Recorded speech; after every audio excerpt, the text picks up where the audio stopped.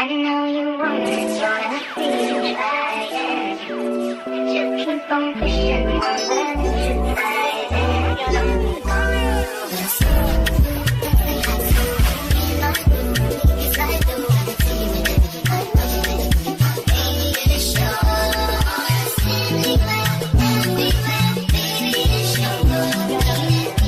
I gave you the keys to my soul.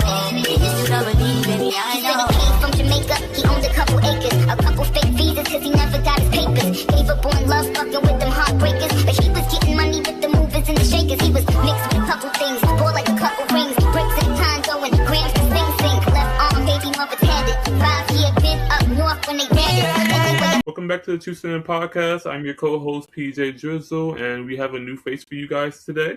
And I just want to say, make sure to like, comment, subscribe, repost your shit to all media platforms, and also check out right now on the podcast YouTube channel episodes 72 and 73. All right. And now I'm gonna give the floor to my guest, and you're just gonna say your introduction and 3 general things about yourself. Okay, so hi you guys, what's up? My name is Shawanda, but most my close friends call me Moolah. So 3 things about myself. I'm trying to get into college to study psychology. That's number 1. I like to hike. Like I like nature. I love nature so much. Okay. And animals, anything kind of nature like. So I'm really into that. And I guess I kind of like I'm a swimmer too. Like I love to swim. I really, really love to swim and stuff like that. I learned how to deep sea dive many years ago with the scuba tanks and stuff like that. So Yeah. like I really like stuff like that too. Yeah. Okay. Mhm. All right. And let me ask you this. You say you're trying to get back to like college, like for psychology for masters, like or bachelors. Bachelors. Okay. Mhm. Can I ask what happened? Can I ask you like why now? Yeah, why now? Why now? I guess I was preoccupied with so many different things. It's like I didn't get the chance. College was always one of those things that, like, you live in the hood and you like, damn, college life looks like something I would like to experience. But also too to get the knowledge because I feel like you're never too old to learn. So it's Okay. still a lot of stuff out there that I want to experience and I want to explore. So that's basically it. But Yeah, like basically, like mhm. even like my first few years of college, like face to face, like I saw like everybody like of all ages. Yeah. Hmm. I thought, because I'm gonna be 35 like next week. So I'm like, damn, like I probably the only older person there or whatnot. But it's like it's for me, like once you like know yourself, you don't have to really worry about the age gap. But Hmm. one of my classes, I know there was a guy in there and he like just came out of the army or something like that. So and he had to been older than me. I'm sure of it. Like I could see his like in his body structure and everything that he was older. So it kind of made me feel a little comfortable too because when I went to the orientation, it was like, you feel kind of weird, like you there, you a little older than these kids and stuff like that, more Yeah. experience. So it felt funny at first, but it was alright. No, I think like you'll get there. Like you'll have a good time and like Mm-hmm. you'll get your degree. Like Yeah. seriously, like with no problem. Like you're gonna have like all ease. Like and um, let me see. You said that you done like hiking before, or this will be your first time?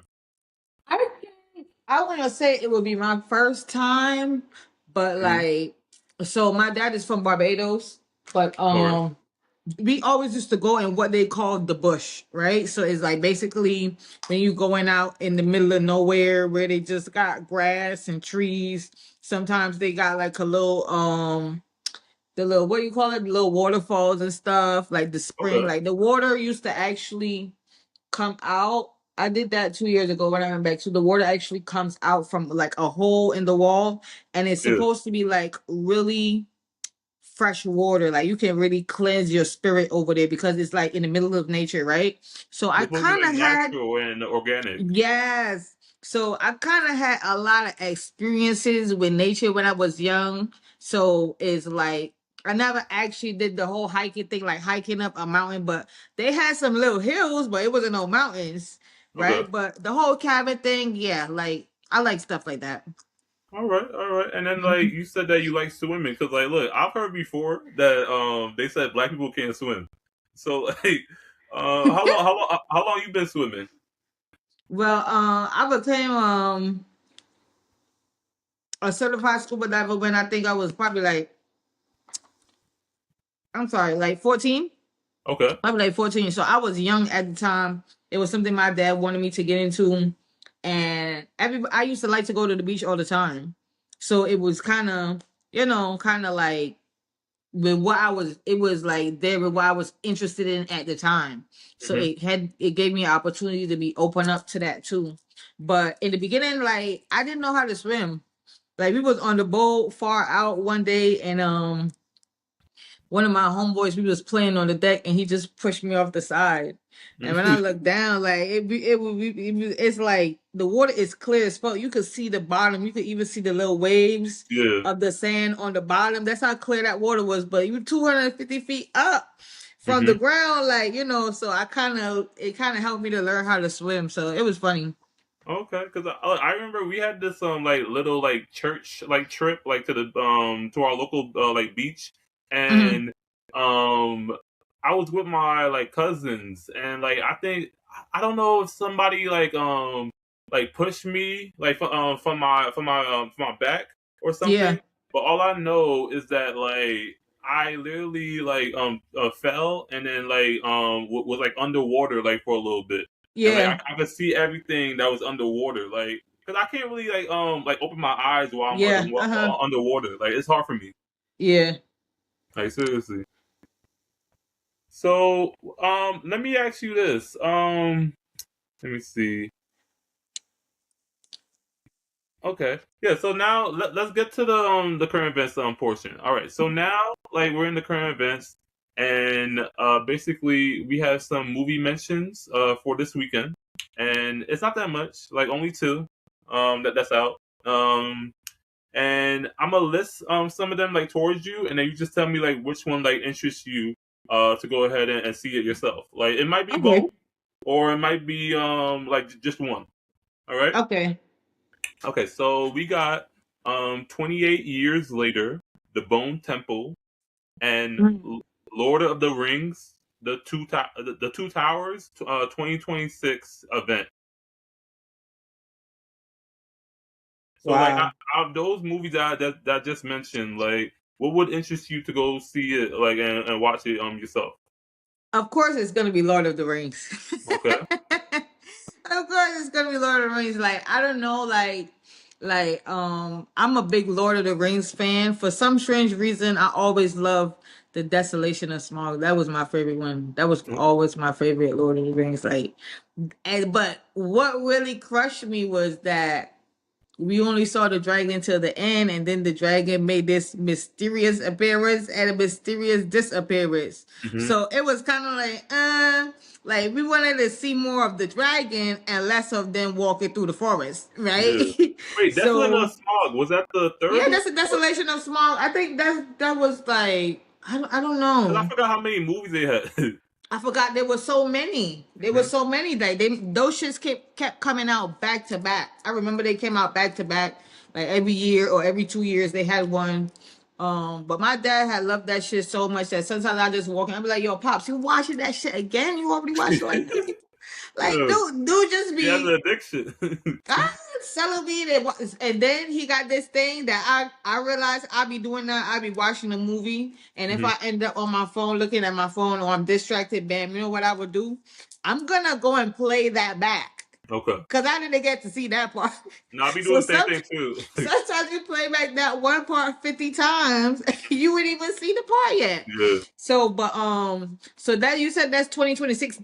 That's coming out in the theaters now, or Like like. basically, it's like an anniversary. Like they're re-releasing it like back in the theater. Mm, or they recreating or re-releasing. So it's an Yeah, old one that they showing in the theaters again. yeah, yeah, That didn't make no sense. But I mean, yeah. if They that's do how they that for making some money. movies. Like I don't know why. Mm-hmm.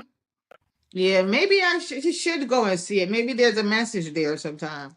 I don't Yeah, know.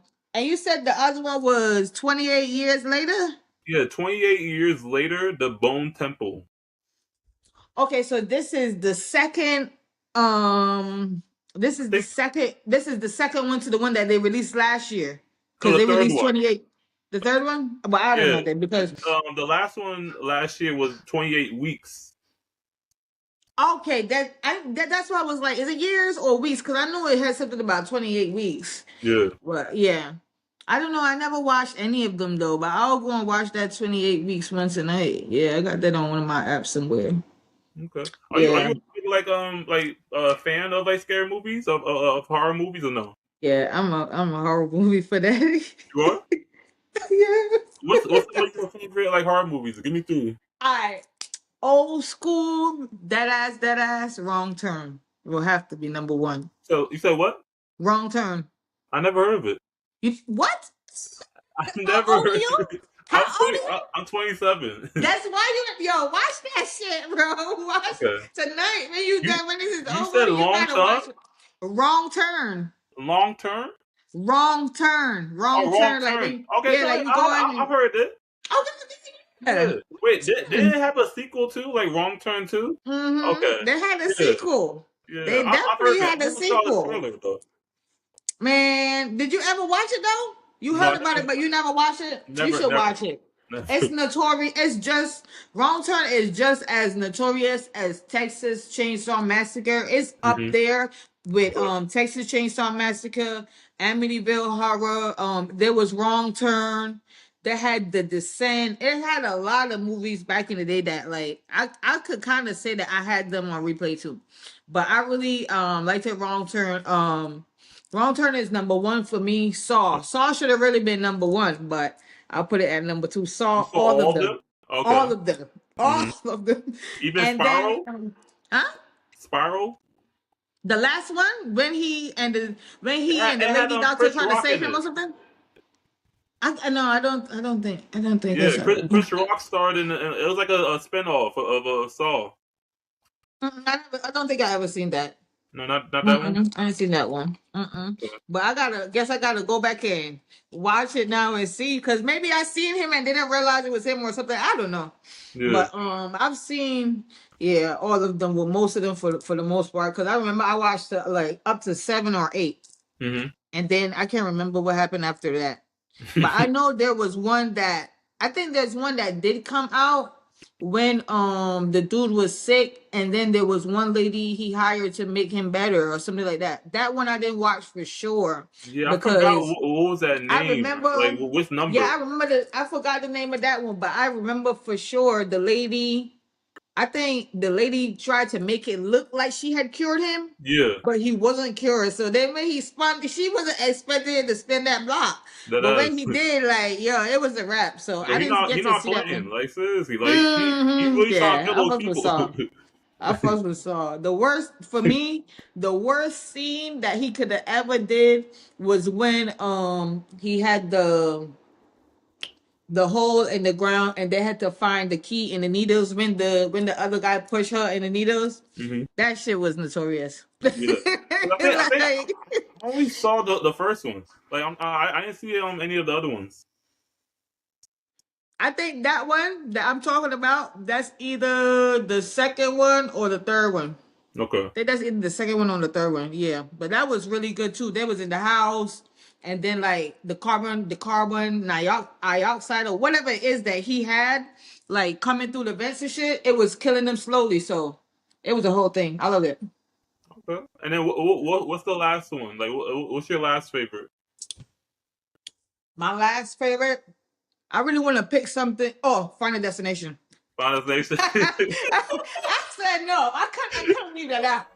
I can't leave that out, boy. I'm not gonna lie, that's Final my favorite too. Destination. Like Really, all seriously. three of them should have been number one. hmm But yeah, Final Destination. They're my top three. Did you see the last one? The last Yes, new I one? saw it. I watched it the other day, like probably last week too. Again, the first time I watched it, though, I watched it in the theaters.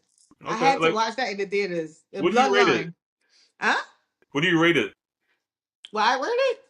Yeah. Yeah, that's a 10 out of 10 though. I ain't gonna lie. That's a Okay. 10. That's a 10 out of 10. So Because too, I watched it on the big screen. It kind of amplified it, yeah. right? So it was really good though. I loved it. Like So yeah, what you like about it? the ancestral history. Okay. How because a lot of people like a lot of what I want to say is like a lot of people fail to realize that what's in them was already in the people that came before them. You understand what I'm saying? So like with my little story or whatever, a lot of people fail to realize that sometimes when you got a family or whatever like that, sometimes things is in the blood. Mm-hmm. Sometimes God said the sins of the father will fall on the children. Mm-hmm. You understand? So is a lot of things in the bloodline. So when I heard that it was called Bloodline, I was like, oh shit, I gotta watch this. And then did you see it? No, did you see it? Yeah, yeah. No, I Oh, you saw. see I it? think I saw it like twice. Like I watched Mm, all of them. Like seriously. Like I think mm-hmm. I watched it with my siblings. Mm-hmm. Yeah. Yeah. How many Yeah. siblings you got? I got I'm a family of 8. Wow, that's a lot. Yeah. This is two mothers. All right, then that's good. Yeah. But like we don't call like the ones that are like half siblings, we don't call them like half siblings. We just call them like brother and sister. All right, then yeah, because I mean it's all love anyway. Yeah, that's it. Like Yeah, seriously. cause me, I was like, it's funny. It's funny you said that because I grew up as an only child from my dad, Okay. and then he ended up with this lady that got 4 kids already. So I used to always say that they was my stepsisters or my Hmm. stepbrother or whatever, right? Like, I still say they my stepbrothers to this day, and they mother died and gone. My father died and gone like shortly after, and then like we still kind of close though. I would say we still kind of close, but then like my dad had a kid with that lady. Yeah. He had a kid with that lady, and then the kid used to always say, "You're not my sister. You're not my sister." He would Like always seriously. tell me that, like, "Man, I Hmm. ain't big shit to you, dog." Yeah. You he It like, "No, was you that want to sibling condemn rivalry. me?" Yeah. You know what? When I got locked up and I came home after my father had already died, our dad had already died. All of a sudden now, I'm his sister. Hmm. But I mean, it was all up from the beginning, but you ain't had to fake it. You feel me? No, because I think Yeah, that it but was basically like y'all were young, like that we said you said brother or sister? brother. Brother, like he was still young, so like now like Mm-hmm. he grown up, so like he's more mature and more like responsible, and like now like he wants to call you his sister. Now. Yeah, now. I still take it though. I still take it. But I do have a brother and a sister from my mother's side. Okay, I do have a brother and sister from my mom's side, so yeah.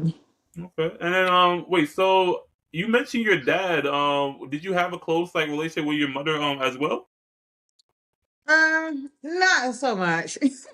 Not so much. Not so much. I mean, nah. When I was growing up, my mother used to take me to too much fucking counselors and guidance counselors and substance abuse counselors and Hmm. psychiatrists and like I remember one day I was at home getting ready for school, whatever. Bam, Yeah. I got up and she said me, you're not going to school today. And I'm like, what? Why am I not going to school? I'm confused now because I'm trying to figure out what's going on. Yeah. So she take me down to go to school and she drives me right in the fucking courthouse. I'm like, what the hell is going on? Hmm. When I get into this small room, she's saying, what she's saying? She's saying, that this lady that's here, she's my probation officer. Girl, I don't even know I had a probation officer till I stepped in that room. Yeah. And then by the time I knew it, I was getting remanded to 3 years in the fucking juvie facility. Wait, You what'd you understand? do? That's what I'm saying. It was like something that happened like months Okay. prior to this thing. So it's like you ever see It's like when somebody murders somebody, for example, right? Just Yeah. to use this so you would know, it's um, like even though that murder has not been solved, whenever those police find that person, whether it's now, whether it's 20 years later, they going to jail. Yeah. So that's what happened. They tried to find something that I did prior to going to court, Hmm. right? To make it seem okay, like we gonna charge her for this old thing that she did, which was basically like me skipping school or something like that. Yeah. So it was like they charged me with wandering without parental consent Hmm. at 14 and give me 3 months in the juvenile facility. I said, what the hell? She didn't even know what the word remand meant until they tell me go and sit on that little bench right there. Yeah. And then she started crying. Like, girl, you know what that brought me here. Yeah. So like So basically we like in a way like she turns you into the cops or like to the basically, the like, justice system. basically, Hmm. that shit was crazy. Cause I'm like, what? Where did the probation officer come from? How we the and what's so funny is that the courthouse that we went to was a courthouse that was on the other side of the island because we was in Barbados at the time. Yeah. So my mama, she lived like say she lived on the east side, like we went all the way on the west side to this courthouse. So I was confused. I was like, damn, I was like, but my dad still came and visit me every Saturday and Sunday and, brought my little snacks or my food or whatever. Hmm. So, but yeah, that was crazy, man.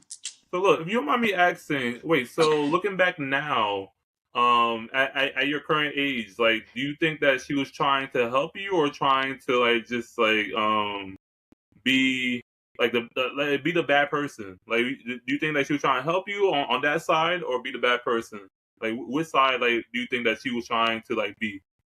She claimed that she was just trying to scare me, but Okay. I didn't think that she understood the gravity of what she was doing and what it would cost me Yeah. and her in the process. Hmm.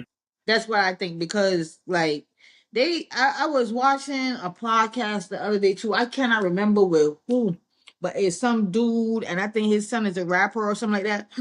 Excuse me. Yeah. And he got on the stand and testified against the son. Hmm. I don't know, but if my mama did that to me, it was a rap. It was a rap, rap, rap. Like, don't look at me, don't speak to me, because like you, my parent, you're supposed to protect me. Yes, I might have murdered somebody, but Yeah. because the guy did kill somebody, right? So I Hmm. guess the police couldn't tell who it was, who the murderer was. The father with his big mouth, he gone, hey, that's my son. And then when they call him up, they call him up to testify in court or something like that. That's craziness. I don't know, but I feel like if she could do it different now, like because we already grown up and I guess she more experienced with her other kids and stuff like that. I feel like she probably wouldn't have done it. I don't know, but that was just crazy because you just wake up one day, you end up in a facility, Hmm. So I don't know. So let me ask you. So like being that she did that like while like you was at that age, um like let's say like you have your own kid, like how would you do it differently? I wouldn't have took her to no fucking police station. Yeah, so what would you do in that case? Me, because I didn't do anything. Okay. She went off a photo that I don't know, but it was like when I was young, shit used to happen back to back. Like, I don't know, it's like when a child in foster care and they at one house and they think everything good. It's 5 months, 6 months in, then something happened. The family either can't take care of them no more, or the government not paying the money no more for the kid, and then the people don't want to take care of the kids for free, Hmm. and they got to go back to the other place where all the home where all the other kids at, and then probably only a month later they go to another location. So it was kind of like that for me, Okay. not in that sense, but like just things happening Yeah. one after the other. So it's like, damn, like, but I too, I guess I had just started, dating and talking to guys and stuff like that. Yeah. And like, I guess my mom was trying to kind of keep me, in confined, so to speak. Hmm. But I was more like, the more they try to confine me, it was like the more I literally tried to get out. Because why are you confining me? Yeah. Because now you understand, like, I feel like if Like you give you me, felt like you were in a corner. Like you felt like yeah, right? too restricted. It was so restricted, like, so, and that's how I got close to my dad, because he never restrict me from doing anything. And I think that was part of the problem too, because he never restrict me. And then my mother like overly restrict me now. So it's like, you gonna go where you feel comfortable. But in that aspect, I don't know. I just felt like sometimes people not able to give you what you need at that time. You Hmm. understand? And my mother, she couldn't give me something that she probably had never really experienced either from her mother. So that go back into what I was talking about the bloodline. You understand? Because her Yeah. mama treat her some type of way when she was growing up. So she don't really know about motherly love if her mother never loved her properly. So how's she gonna, you understand what I'm saying? Yeah. So No, I then understand. that's how it kind of goes down. Okay. Mm-hmm. All right. And then is your mother still alive like today or no? Because you mentioned your father passed away. So is your mother still Mm-hmm. alive or no? Yeah, she lied. She Yeah, she alive? lied. Do you guys talk or no? Yeah, we talk. We talk every day. I just talked to her earlier. Crazy Okay. so. That's good. Okay. All right. I talked to her. Okay. Yeah. All right. Yeah. All right. So now we're at the portion where I found some current events on social media. Mm-hmm. So the first one is that not too long ago, like 2 days ago, Verizon had this nationwide outage where like all Verizon consumers could not use their phones like for the whole day. And as a sorry attempt benefit, they basically gave like all Verizon consumers like a $20 credit.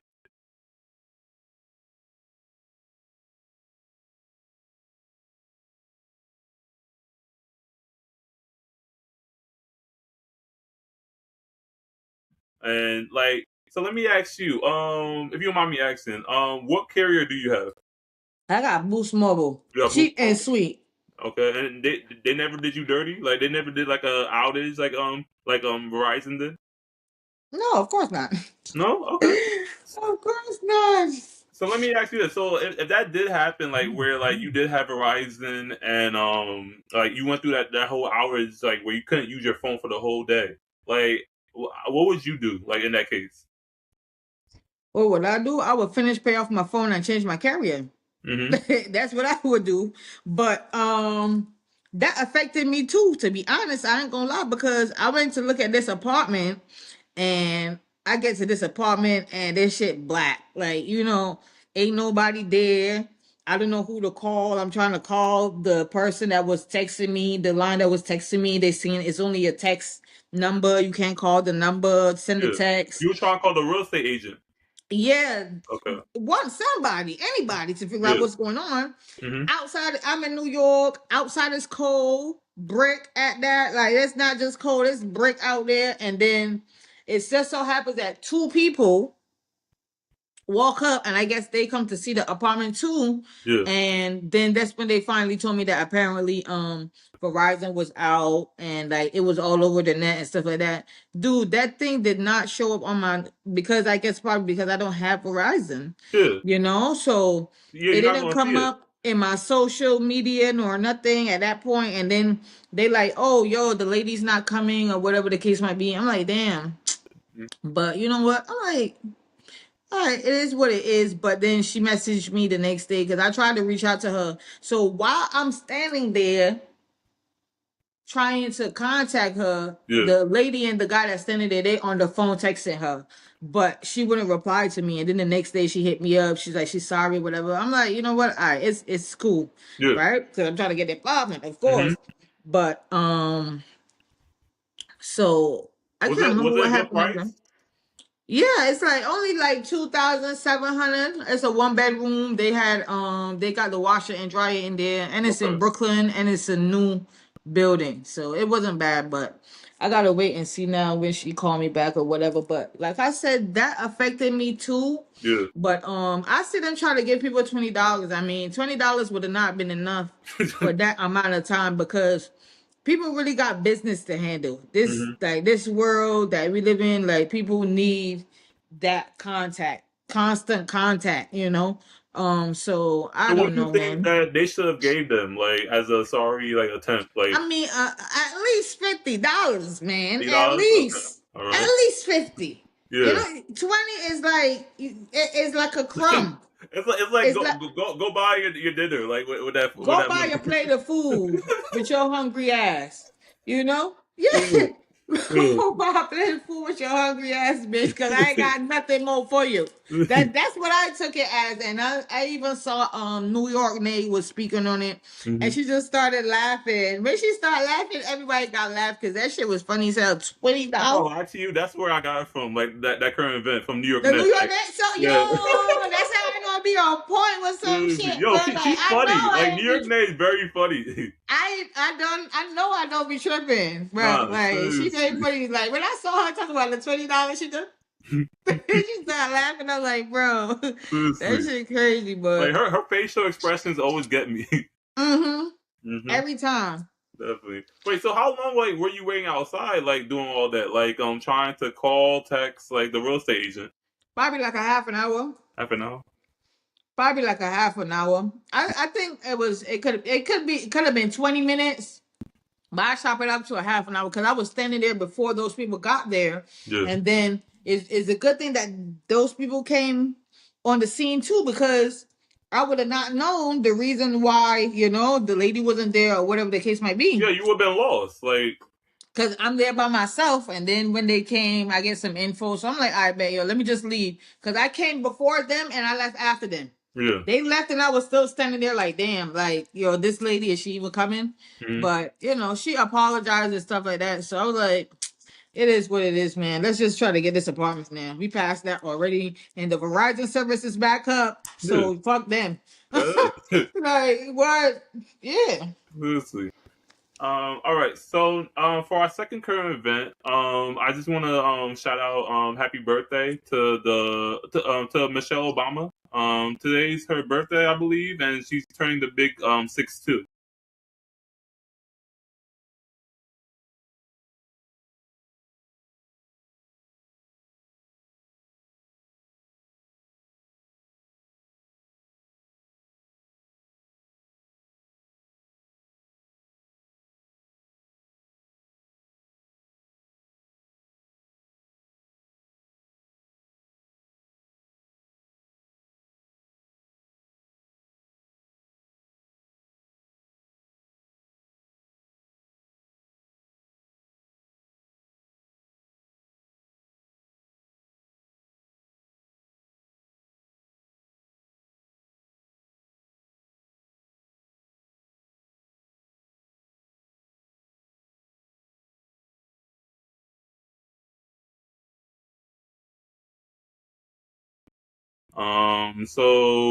Yeah, basically, I just want to, like, give that quick shout out, and then last current event I found.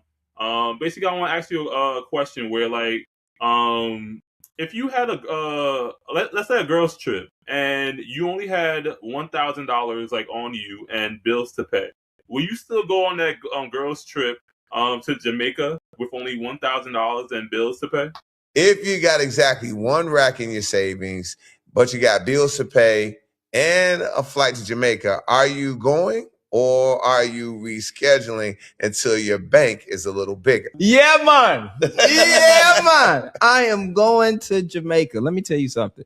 Them bills, that bank account is never going to be right to the point where you be like, I just feel so comfortable. Let me tell you something. When you don't got it, you don't got it. Just go ahead and go.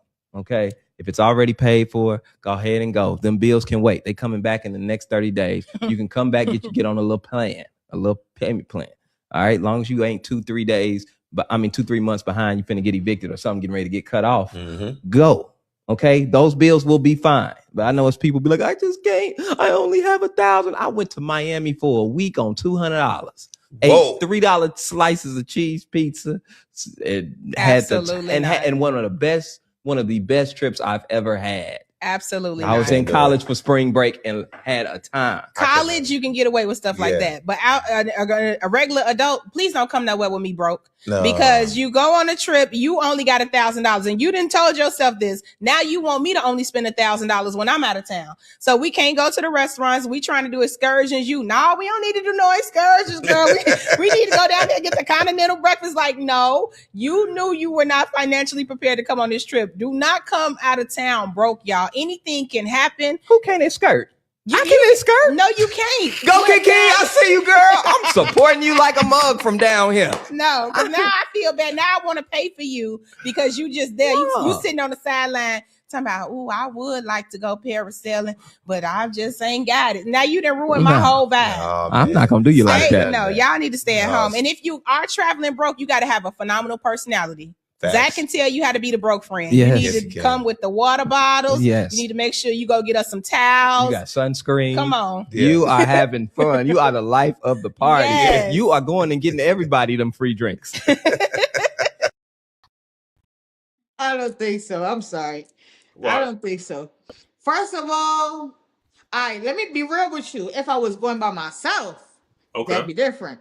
Because I mean, that would be on me now. I got that $1,000. I know ain't nobody with me. You understand? Yeah. I got it, but like when you showing up with women, a woman showing up with women, like you gotta be moving a certain type of way.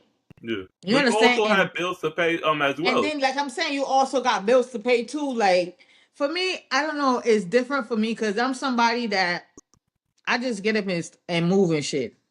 Like I just get up and move. Or I'll like right now I'm in New York and like I'm starting to get the feeling like nah, you should move. Like again, like I don't really be one place for too long. Okay.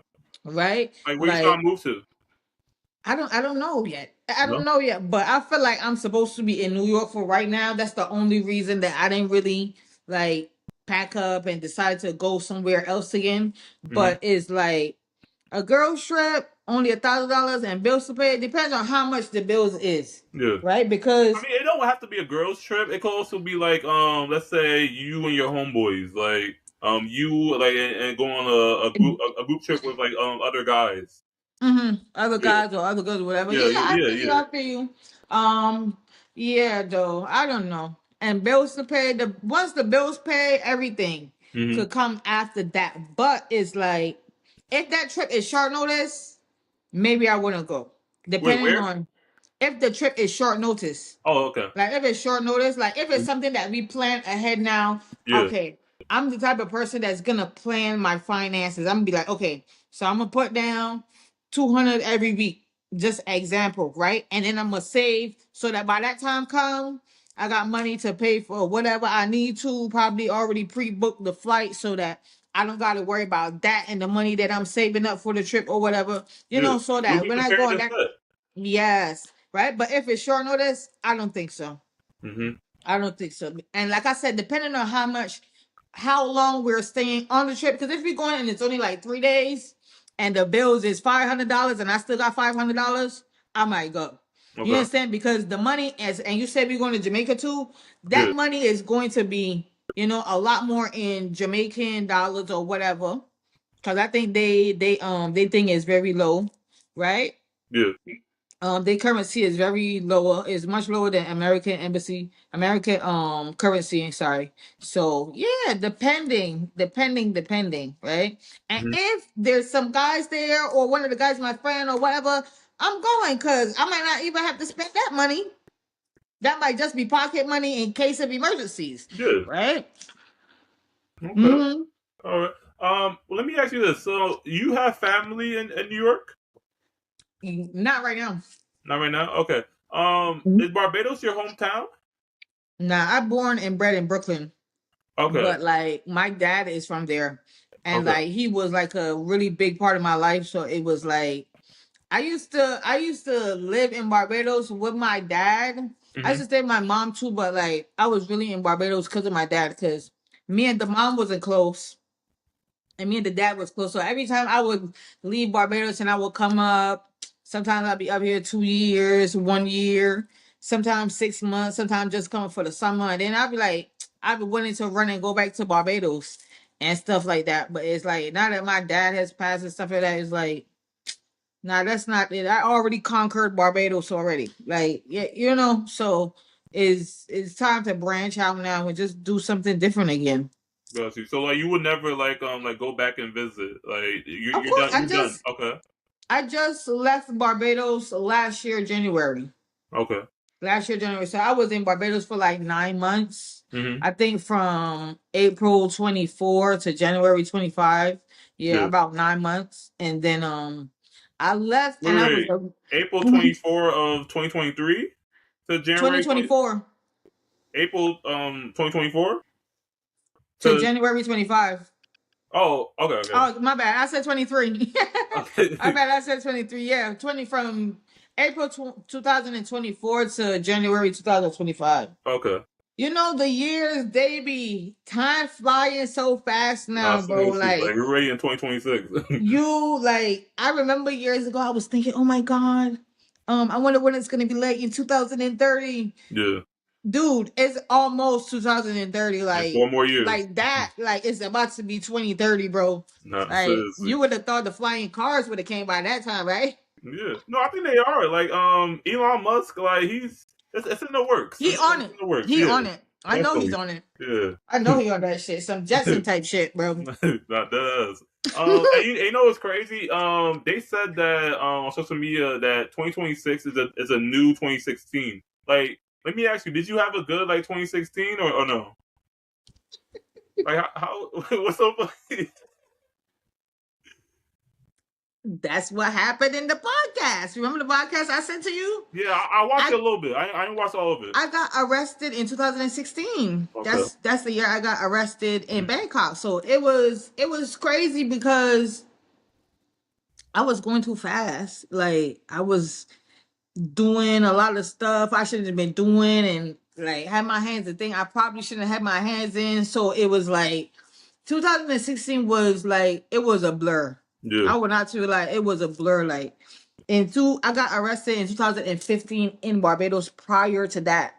And then like literally 9 months later, I was arrested in Bangkok. So I think the first time I got arrested was kind of like the warning. Mm-hmm. Like whenever something bad about to happen, you always get like a little warning first. Yeah. And then I didn't stay in prison for that long, but I was in Barbados at the time. I didn't stay in prison for that long, probably only like a month or something. Okay. Excuse me. And then after bam, got arrested in Bangkok and caught 25 years. Damn. So that, and then me and my boyfriend, like we was on and off, and he was always trying to be in my face and stuff like that. So I was not in a good headspace in 2016. So I do not need another 2016. I swear to God. You said that this year is the new 2016. Yeah, that's what everybody's saying. That Not for me. 2026 is a new 2016. No, no, hell no. Hell no for me, bro. Mhm. I swear. But what about you? Me? What about you? You think it's the new 2016? What you was doing in 2016? My 2016, like I had just graduated from high school. Like yeah, it was my senior year in high school. I had just graduated. I wasn't like that popular kid. I was like shy and quiet. Like I mostly like just focused on my books, my education. As you should. That's what I should have been doing. Like, I mean, I did senior this day. Like you know about senior this day, right? What's that? Oh, Basically, like, yeah, the day where all the seniors get together. Mhm. Yeah, basically, and then, like so I had a good time like during that, and then we had like other like events that the school did for us like during graduation. That was fun. Yeah, so I would say it was pretty like decent. It wasn't like all too big, but it was pretty decent for that year. Yeah. Yeah, like this. That's good shit. At least you was doing something positive. I was on my negative shit at that time. Mhm. So I don't need that year to spin the block again. I need that just back there. Yeah. Right? Like it's like kind of after I came home, I kind of realized that I got a second chance. Like, Yeah. you know, and like that's why I told you that. Like, I don't know, people saw me laughing in the video that I made because a lot of stuff is funny because Like I can't even believe, like, bro, you was doing some shit. You feel me? Like Yeah. it's crazy because back then it's like you kind of know what you're doing, but you don't understand the gravity of it or how it can affect you after a long period of time, Hmm. or like even in the future or whatever. So I'm like, damn. But yeah, man, I had fun though. Some stuff I had fun. I did have fun. I made a lot of memories with my friends, my family, stuff like that. I remember one night we was going out and I wore this underwear like thing. That time me and my homegirl we going to the club, we wearing matching underwears. Good. I'm in the black one, she in the blue one, you know. And my dad said, I'm glad your mama can't see you going outside like that. 'Cause Well, you were like, still living with your dad? yeah, I was staying with my dad at that time, but it's Yeah. like how it was set up is like he had two houses on the same land. Okay. So in Barbados, that's the thing where they have family land, and then like probably you start to build your own house on the same land as your family. So you could basically walk out your back door. I Hmm. could have basically walked out of my back door and walked straight into my dad's house. You Yeah. understand? Like you just gotta walk across the yard or whatever, the backyard, and he right there and stuff like that. So And he let you go out like that. I mean, by that time I already had a child and everything already. So Hmm. like what he can do now. So it's Okay. like, damn. But it's the same thing like when you see girls on the internet and they taking photos in their panties. Yeah. It's the same thing. A lot of people they go to the club in like provocative stuff or whatever, In and I Barbados. guess in Barbados, even out here too. Okay. You see I how the mean, bitches I see like regular, like it's like dress, maybe let me see, like a V-neck shirt, but like not too like erotic though. Like I don't see yeah. that much. Like But uh like, okay, like I felt like I would say like it's more like a movie thing or like a TV thing where women will wear like these little corsets because we used to wear a lot of corsets back in the day, the ones that tie at the back with the little underwear. You wear stockings and some heels and stuff like that. That type of vibe, okay. right? So it's like, but I mean that was the era we was in. That was the era we was in, and it was fun. A lot of stuff we did was fun, but a lot of stuff that I did then, I definitely wouldn't do it now. Okay. So it's like it's different now. And then when you look back at it, you're like, damn, I did that shit. I should Wait, never did so that shit. you don't party anymore? Like you Huh? left all that partying like over there? Like I like if I go to the club, if I go to the party, like it mostly be in Barbados though. But Hmm. when I'm in America, I notice like I'm more like focused, trying to get to my bag. Like when I'm in Barbados, I can more relax. Okay. Shit, I could go to the club with no money in Barbados and the bills need to pay. You Yeah. understand? So it's more like laid back, you ain't gotta do too much, stuff like that. But over here I feel like it's constant hustle. I ain't really got time with the going out and stuff like that. I mean, depending, but it's like in Barbados, the clubs and stuff is different too. Cause it's more like it's you're not gonna how I want to say, not many people gonna get shot when you go out. It got to be Yeah. more like a beef thing or like a war between like different sides and stuff like that. Like different But over gangs. here it's like you don't know any motherfucking body could pull out their gun in this shit and be shooting up in there. Hmm. So it's different. So and then most of the time over there too in Barbados when I go out, I go out with a group of people that I already know, that I already love and care about, and I trust them. Yeah. You understand? So I already know that if anything happens, somebody gonna pick me up and put me over their shoulder or something. Over here is a place where you can't lie because you don't know who is who. Yeah. You That's really don't know people these days. And back then I would have been in the club and I wouldn't give a fuck. But it's certain things now, but I'm like, you know what? Maybe I should just stay home. I'm yeah. 35 anyway. So sometimes it's best to not be in the mix. Hmm. Yeah, Like definitely sometimes like. it's best not to be in the mix. Like Mm-hmm. seriously, 'cause I think like even for me, like I had my fair share of like the club and like the lounges, and Mm-hmm. like I had like some good moments, some bad moments, like. Mm-hmm. But I think like right now, like because I have a very small group of friends, and like I just now that I think that I could just like chill and like relax at the house. Yeah. Yeah, just I do think that. it's more like I grow to love my own company more than just hanging out with a bunch of people too. Because back in the day, I couldn't go nowhere without a bunch of people behind me. Or what I would do would be like, yo, I'd be the one to know about the party. Be like, yeah, I text everybody or call everybody. Be like, yo, where y'all at? We going to this party, and then they got an after party back there. So we going to this party. Then we finna go to after party, and then after the party, sometimes I got an after party at my Y'all house. never go home. Bro, I'm telling you. And I then feel you. sometimes people just fall asleep in my crib because now it's like everybody, nah, we fucked up. So it's like, Yeah. it was crazy though. It was real crazy, man. Club days. I used to live in Atlanta too. I Okay. have been out a few times in Atlanta. I like the vibe. I don't know if I would ever live in Atlanta again, Yeah. to be honest, but I like they club scene, like the hookah lounges and stuff. Like I used to have certain hookah lounges that they know me. So when I go in there, like, yeah, the vibe is cool or whatever. Yeah. But I don't like spending money on hookah because I smoke a vape and then the hookah is very light.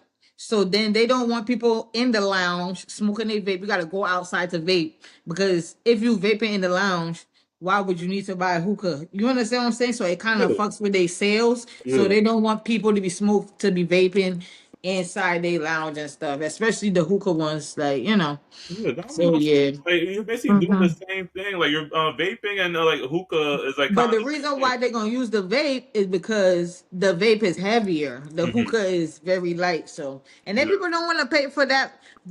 I think hookah is for like people that don't really smoke. Yeah, it's for people that like don't normally smoke. Cause I see my auntie and my cousin smoking that shit. I said, "What? Yeah. Y'all smoking?" that shit made me smile. I was like, "Okay, at least somebody finally opening up their eyes." Yeah. Cause they always act like they don't smoke, they don't smoke weed, they don't do this. Mhm. So I'm like, damn, they smoke hookah until I realized that hookah is just like it's just vapor. It's just like air, basically. Mhm. That you don't get no real high from that hookah. Yeah, it's nothing. Okay. Let me ask you this, because I've had like previous guests that said that they had a fair share of like their time and like years like in the system in prison. And wait, so like how was it like in there? Like was it like you had like good moments or like was it bad moments? Because like I just want to know. I'm curious. Mhm. Well, I had good moments. I had bad moments. The good moments is when I had money. Okay. The good moments in prison is when you got money, and the bad moments is when you don't got money Hmm. and you're hungry because they ain't got nothing else in prison to do. That prison specifically, they never used to even have a cigarette in there, so it was basically like a rehab center, Yeah. right? And if you addicted to anything, when you get to that prison, your addiction is gonna turn to food automatically, Hmm. right? Especially if you have one of those addictive personalities. Like I don't know. I'm really trying to get off this stupid vape. So if you get what I mean, so Hmm. it's like in order for me to kind of really not smoke my vape, like I would try to find like some snacks. Like I always got some snacks in here. I would try to try to turn the focus from the vape onto another focus, which would be the food. So Yeah. that's what kind of happened when I was in prison. Like, so I started to eat a lot and some of that, and then like sometimes they had a really big store over there. Like they would have like different foods, and the food would look and smell so good, and you're in prison and that's all you got to do is eat. So the good times are when you have money that you could literally like buy whatever you want to eat. You could go to the bakery early in the morning and get some fresh bread, or probably some sandwiches and stuff like that, as opposed to going to the regular cafeteria. Hmm. But the good times is when you have money, you could take care of yourself, and stuff like that. And that's what the real down times was, when you have no money, or the times when you start to get homesick. You in prison, you far away from home, you don't really know the language. Like when I first got there, I really know the language and stuff like that yet. So I would say it was kind of difficult, but when I first got there, I didn't even really want to talk to nobody like that Yeah. anyway, because I'm like, bro, I'm looking at time right now. I don't want nobody in my face, straight up. So, Did you get and into like then, some fights in there? yeah, I get in some place. I get Some in some place. a lot or I some? Nah, but that's just a few, I would Okay. say, because like I guess the fact that I never really wanted to be around people, Yeah. like the Thai people will always come and try to give me their food and stuff like that, and sometimes I would take it and like I wouldn't be able to eat the food because like back then I used to smoke a lot of weed and stuff like that too, and then it was like I'm not smoking anymore, so I don't have the appetite. So I Yeah. kind of had to let my system kind of reboot, Hmm. yeah, and stuff like that. So, but Like, were they um, forcing you, or they were being nice by giving you no, the they was food? being nice. They Okay. was Okay. being nice. They Right. was being nice, right? And then like they had a lot of other foreigners that used to be there and stuff too, or whatever, from different countries, like mostly African countries and stuff like that. Yeah. So, but I just remember one night it was like a prayer time. So they always used to pray at 6 o'clock. I Okay. remember. And then this girl, I don't know what kind of beef she had with me because when I first got there, it was cool. Mhm. Because she used to mess with the Nigerian dudes and stuff like that. And she want to be around somebody that's speaking English. Yeah. And my English is pure English, right? Yeah. So then we always used to talk and stuff like that. I used to always go to her little space where she sleep or whatever. And I don't know why we was beefing though, but I went to use the bathroom just after the prayer because we're not supposed to go to the bathroom during the time of the prayer. And Hmm. she told the girl to hold me, that another tall girl, big Yeah. tall girl, taller than her, to hold me, To and restrain you. then yeah, so that she could go into the bathroom. Like, girl, what the f- you? Hmm. So then after that, now like she came out of the bathroom and she's like, "Fucker." I looked at her. I said, "What?" Yeah. Yeah, nah, Nah, that those are fried fighting my words. head. Nah, I started to curse her in Bajan language. Suck your mother, this and that. Fuck you. Hmm. And then Hong is like the room. Okay. Man is like the woman, is like the mother. So she Yeah. was like the mother of the room. So Hmm. the Hong is asking me like, "Yo, why did you tell her about her mother? Do you know that's disrespectful?" I said, "I don't give a fuck." Hmm. Right? So I She go back to called you my fucker. space. Huh? She called you fucker. Yeah, she was Yeah. fucker. But Yeah. You left her with a comeback. the Mahong don't know that. The Thai Okay. people not gonna tell her, but the Mahong she speak a little English too. Her English not like major, but Yeah. she was married to this German guy or something like that. So she know a little bit of English too, because she got no English to communicate with the man, Hmm. right? So I think I went back to my spot to sleep because they had us sleeping on the floor. But I Yeah. had the best spot in the room because I was always fighting with somebody that sleep next to me. So Okay. they put me right in the corner, and the corner is the biggest spot in the room, Yeah. right? So I sleep in the corner. So I said, all right, let me just go back and lay down and try to like Wait, not. hold up. No covers. Nothing. Like just They gave us they the gave bare us three bottom. blankets. They gave us three Okay. blankets. Okay. We had three Okay. blankets. All right. So when I go back to my bed, I'm laying up. I'm like, I trying to go to sleep now, like whatever. I just laying down listening and shit. Yeah. And I hear her saying something. So I get up and I just look, and then the girl like stop her, like, no, like I didn't know the language, but body language. So the girl, like, she tried to get up, like she's trying to come to me, and the girl said, Yeah. no. And then I don't know, it's like I felt like they started laughing at me, and I hate to feel like when somebody laughing at me, but man, when I don't know how I step over those people. I can't tell you because those people, they sleeping like this, like sardines on the floor, Yeah. right? So I don't know how I managed to not step on those people. Hmm. But when I get there, it was over. I start banging her head on the wall because she was sitting with her back to the wall. Yeah. The same bathroom that she stopped me from going in, she's sitting right there with her back to the wall. So Yeah. I start banging her head against the wall and stuff like that. And then, long story short, I end up biting her on her breast. And Okay. that's yes. And then somebody ended up dragging me off of her and stuff like that. Yeah. The officer came. They came that night. I started laughing. Everybody thought that I was a lunatic because I started laughing. Like, girl, you don't know what you do when you try to start a fight, because it's like now Now we got to get down to handling business. Yeah. You know what I'm saying? Because you did what you did, and now you down there thinking it's a joke. And then it was so funny because the lady that slept next to her, she saw me the next day downstairs when I was washing my clothes, Yeah. and she said, "You know, I like how you beat her." And I was just like, Like, seriously. it was like somebody wanted to do something to her, Mhm. but it's like these Thai people, they so scared to do stuff. So I guess a lot of people was glad that I had to beat her. But the second main time that I remember I fought though was the night that my dad died. That Okay. was crazy. That was crazy because like when you connected to somebody in the spirit, is like you could feel the vibrations of the person. Like, and it was crazy because we were sleeping. It was 3 o'clock in the morning. Yeah. I remember when I looked up and I looked at the clock, it was 3 o'clock in the morning.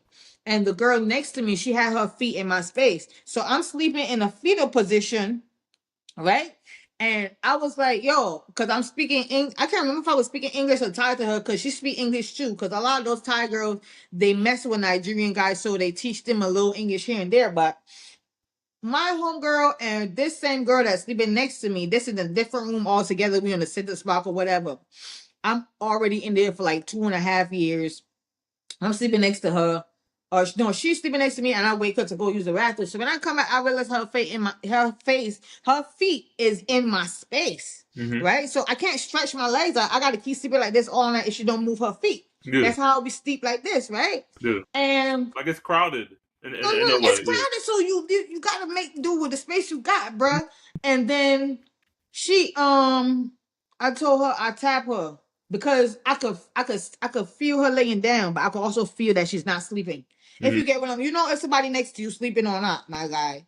Yeah. Unless you a fucking idiot, simple. But it's like I felt her next to me just laying up like this, and I'm like, I tap her. I say, yo, you gotta move your feet so I can stretch my legs out. Yeah. And then at first she didn't want to move her feet, but then she ended up moving it and she put it back that way.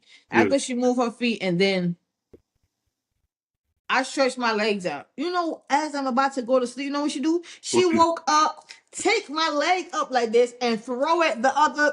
That's that. Man, when I slapped her, she was like this. Mhm. You know, like when something happened to somebody and they in shock, she Yeah. was in shock because she didn't Yeah. believe that I would slap her. I swear to God, bro. She did not, she ain't seen that one coming. You know what I'm saying? So after that happened, like no, we didn't fight that time. After that happened, I stood up and I said, bitch, you want to fight? Well, get up and let's fight now then. Yeah. You know what I'm saying? But I slapped her and she was still in shock. All that time I'm talking is like now she gets scared. Man, I was about to put my foot to her stomach, and then my homegirls, I don't know where the hell they came from, dragged me off of her. The next morning, we end up fighting again Mhm. in the room before we even get downstairs to take shower or anything. Yeah. And when they called me for the video call with my mom that day, that's when my mom told me that my dad died the night before. Yeah. So it was like, That must have been like a lot to take in. It must have been sad. man, I don't think I ever been sadder. I don't think I ever been sadder. Like when I got the news from my mom was like, I got bad news. I thought it was my grandma because, like, Yeah. you know, the grandma's like a little older, Mhm. right? At that point, and then that was the last person I thought. Yeah. I My swear it was the last condolences. person. Yeah, appreciate you. This is the Got you. last person, boy, but it was crazy. No, I got you. Mhm. All right, so now we're about to go ahead to the episode title and the episode number. So basically, just picking up on like information through our text. So I chose spiritual awakening, and this is episode 74. So some important questions for spiritual awakening focus on self-inquiry, purpose, and reality. Probing who am I? Why am I here? What is my purpose? What beliefs limit me? And how does my inner state create my external reality? Often leading to questioning core assumptions, exploring consciousness, and understanding one's connection to the universe for deeper truth and liberation. So, for the first question, beyond your name, your job, and your roles, who are you? Mhm. That's a good question. I'm a woman with a vision. That's all I can say. Mm-hmm. I got a vision, you know. It might not always be clear Mm-hmm. to other people because, like I said, things always going like this sometimes, Yeah. right? But I got a vision, you know. I'm a woman with a vision.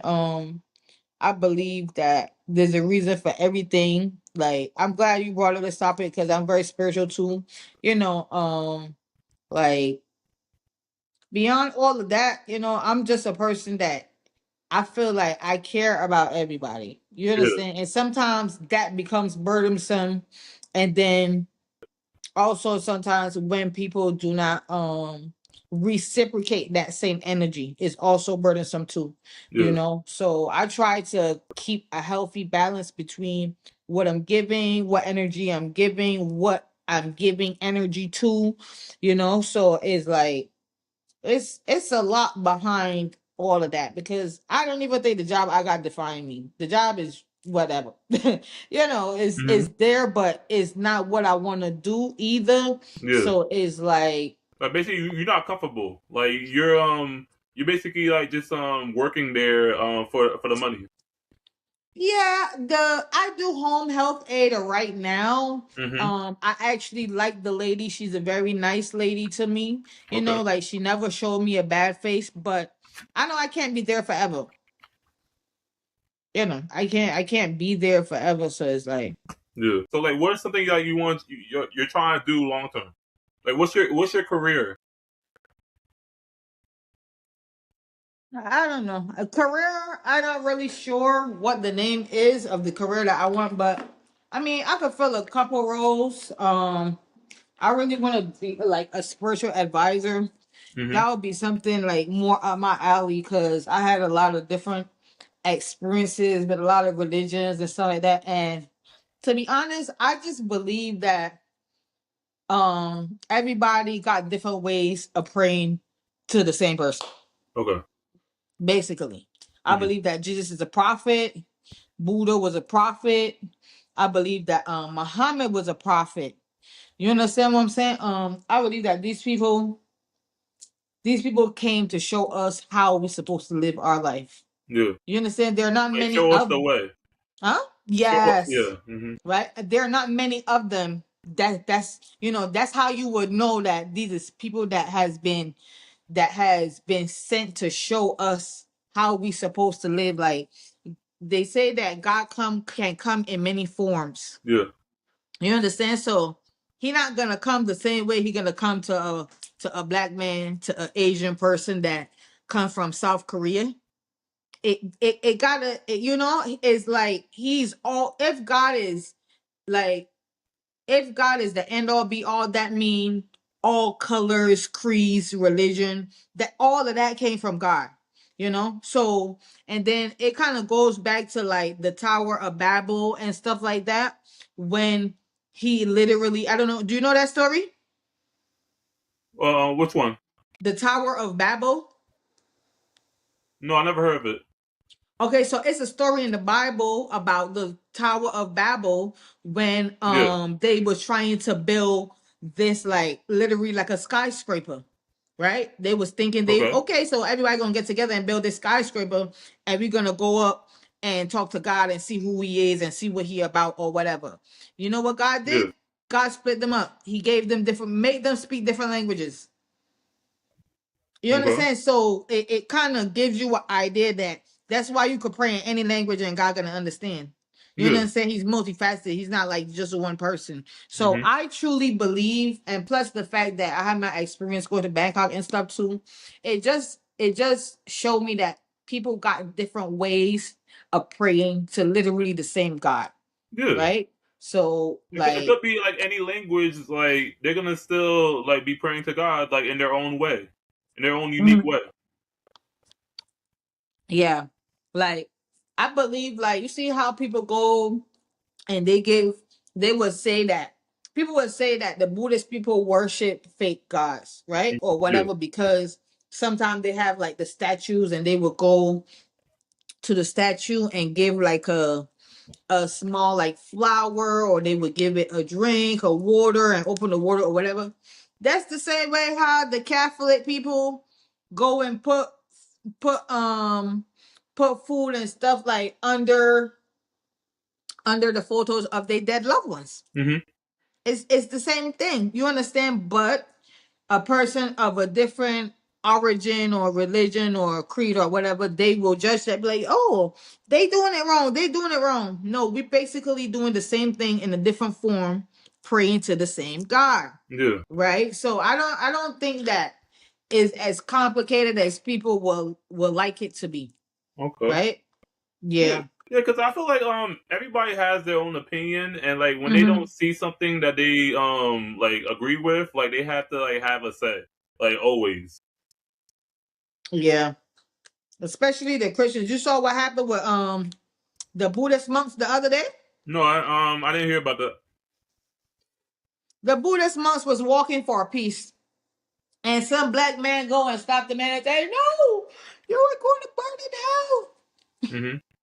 Dude, like you ran to a monk and told a monk he was gonna burn in hell. Yeah. These people never ask us for anything. Mm-hmm. The thing about it is that energy is not created. It's merely transferred from one person or one place to another. Okay. Right? The reason these monks are walking is because if they walk across the country with that energy of peace, that energy is also going to spread. Yeah. But a lot of people they don't understand the concept of it. No. Right? They just see monks walking and claiming the monk. Some guy said that the monks was walking for notoriety or something. Sir, you can't even possibly know what a monk thinks about. Because you don't Yeah. even know the culture of you gotta know the culture of these people first. Right? Yeah. And then it's like the guy was saying that the monks want notoriety. Like, dude, a monk do not care about notoriety. Mm-hmm. They walk around with no slippers. You understand? And anything that they have is from somebody that came and they give it to the monk. The monk don't go around asking people for food. No, they People don't. actually, give, so it's like they are also people too that are like many prophets of Buddha that come to show people, okay, like, it's peace, it's love, it's harmony. Me, I didn't know anything about that Mm-hmm. until I really started to like, like kind of like looking at the Buddhist religion, and then it showed me like, like there's karma out there, like sometimes what you focus on, you kind of draw it to you. It showed me so many things. So it's Yeah. like You did your research. it showed me a lot. So I really love the monks. I fucks with the monks. So I was real disappointed how that guy he was talking to them. Like, seriously, like, I hate like when people like be having like a say, and then like it's not like your place to say that. Like just like let the people be. Like let those monks like do like what they want to do and like spread peace. Like seriously. Yeah, you gotta go and check it out. You gotta go and No, check that out. I'm gonna definitely check it out after this episode. Yeah. So next question: what are your most fundamental assumptions about yourself and the world? Listen, you gotta bring that out in lemon terms because I be talking about shit about that. Wait, What do you mean by fundamental assumptions? like that's the question. Like I can't really like short it down a little bit. Like You can't give you me have to lemon take it terms. how you can. Like what are your most fundamental Let me assumptions ask about that. yourself and the world?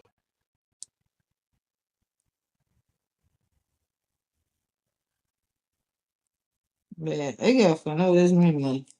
All right, let's see.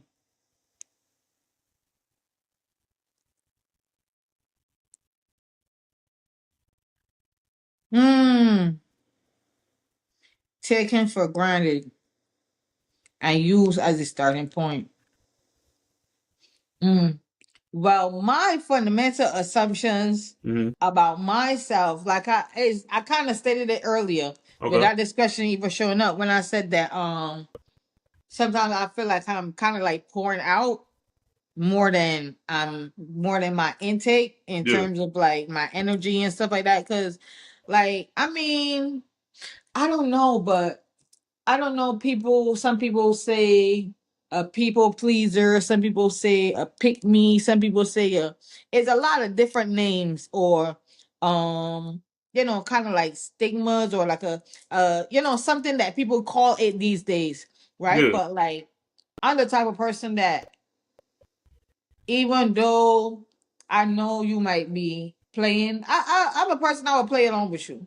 Yeah. You understand what I'm saying? I can let you feel like you taking advantage of me too, but I always already clock it like, yo, you know you're doing this for nothing, right? You know you're helping this person for nothing.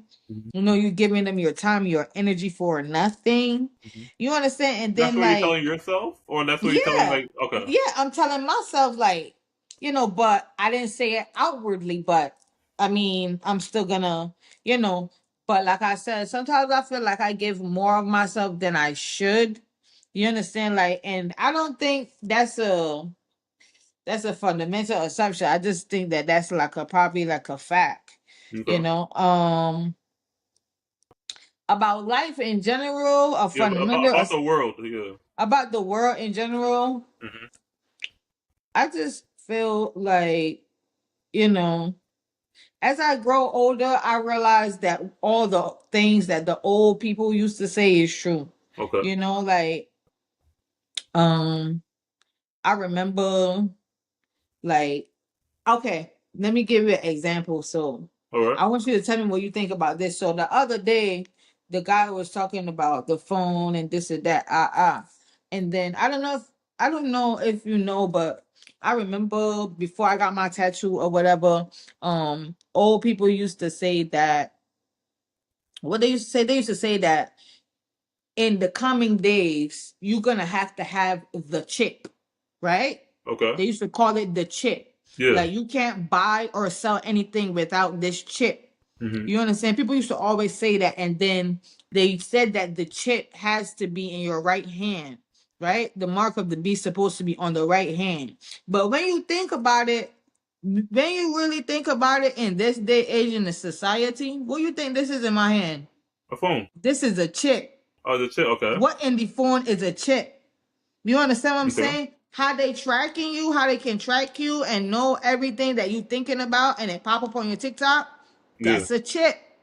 You Yeah. No, it understand? do be crazy sometimes, like how like you're like on TikTok or like on Instagram, and like you were just thinking about that one thing, and then like it just pops up like I out of didn't nowhere. even speak it. I didn't even speak it. I didn't even talk about it with nobody. And I noticed that 2 days ago. Hmm. And I'm like, bro. And then after I thought about that, even that started popping up on TikTok. Seriously, it's like You a you you, it's you weird understand? So a bit. then, Yeah. so then the guy started saying about something about this, and I don't. Okay, wait. Okay, so I'm sorry. That just distracted me. That just That distracted was me. out of I nowhere. swear to Like God, what happened? somebody sent me a message, and I don't even know if they send the right person the message. So I'm like, Okay. what? Yeah. So the guy was saying something about the chip or something like that, and then when I thought about it, I'm like, bro, maybe this is the chip Hmm. that the old people was talking about all along, because it's not physically in our body, but it's kind of like they was talking about the brain waves, right? Yeah. That the phone kind of like, it's like the phone and your brain waves connected, because don't forget the way the things in your brain is kind of like a sensor too, Okay. so this could probably pick up what the information that is censoring going through the brain. And then I was like, yo, that's funny, because this just might be the chip. And the thing about the government is that they do everything in plain sight. Hmm. So even if this is the chip, people walking around with the chip in it, and I'll be real with you. Can you buy or sell anything without a phone these days? So say that one time. I said, to be real with you, can you buy or sell anything without your phone these days? Yeah, like no, like you really can't. Like unless you have your wallet.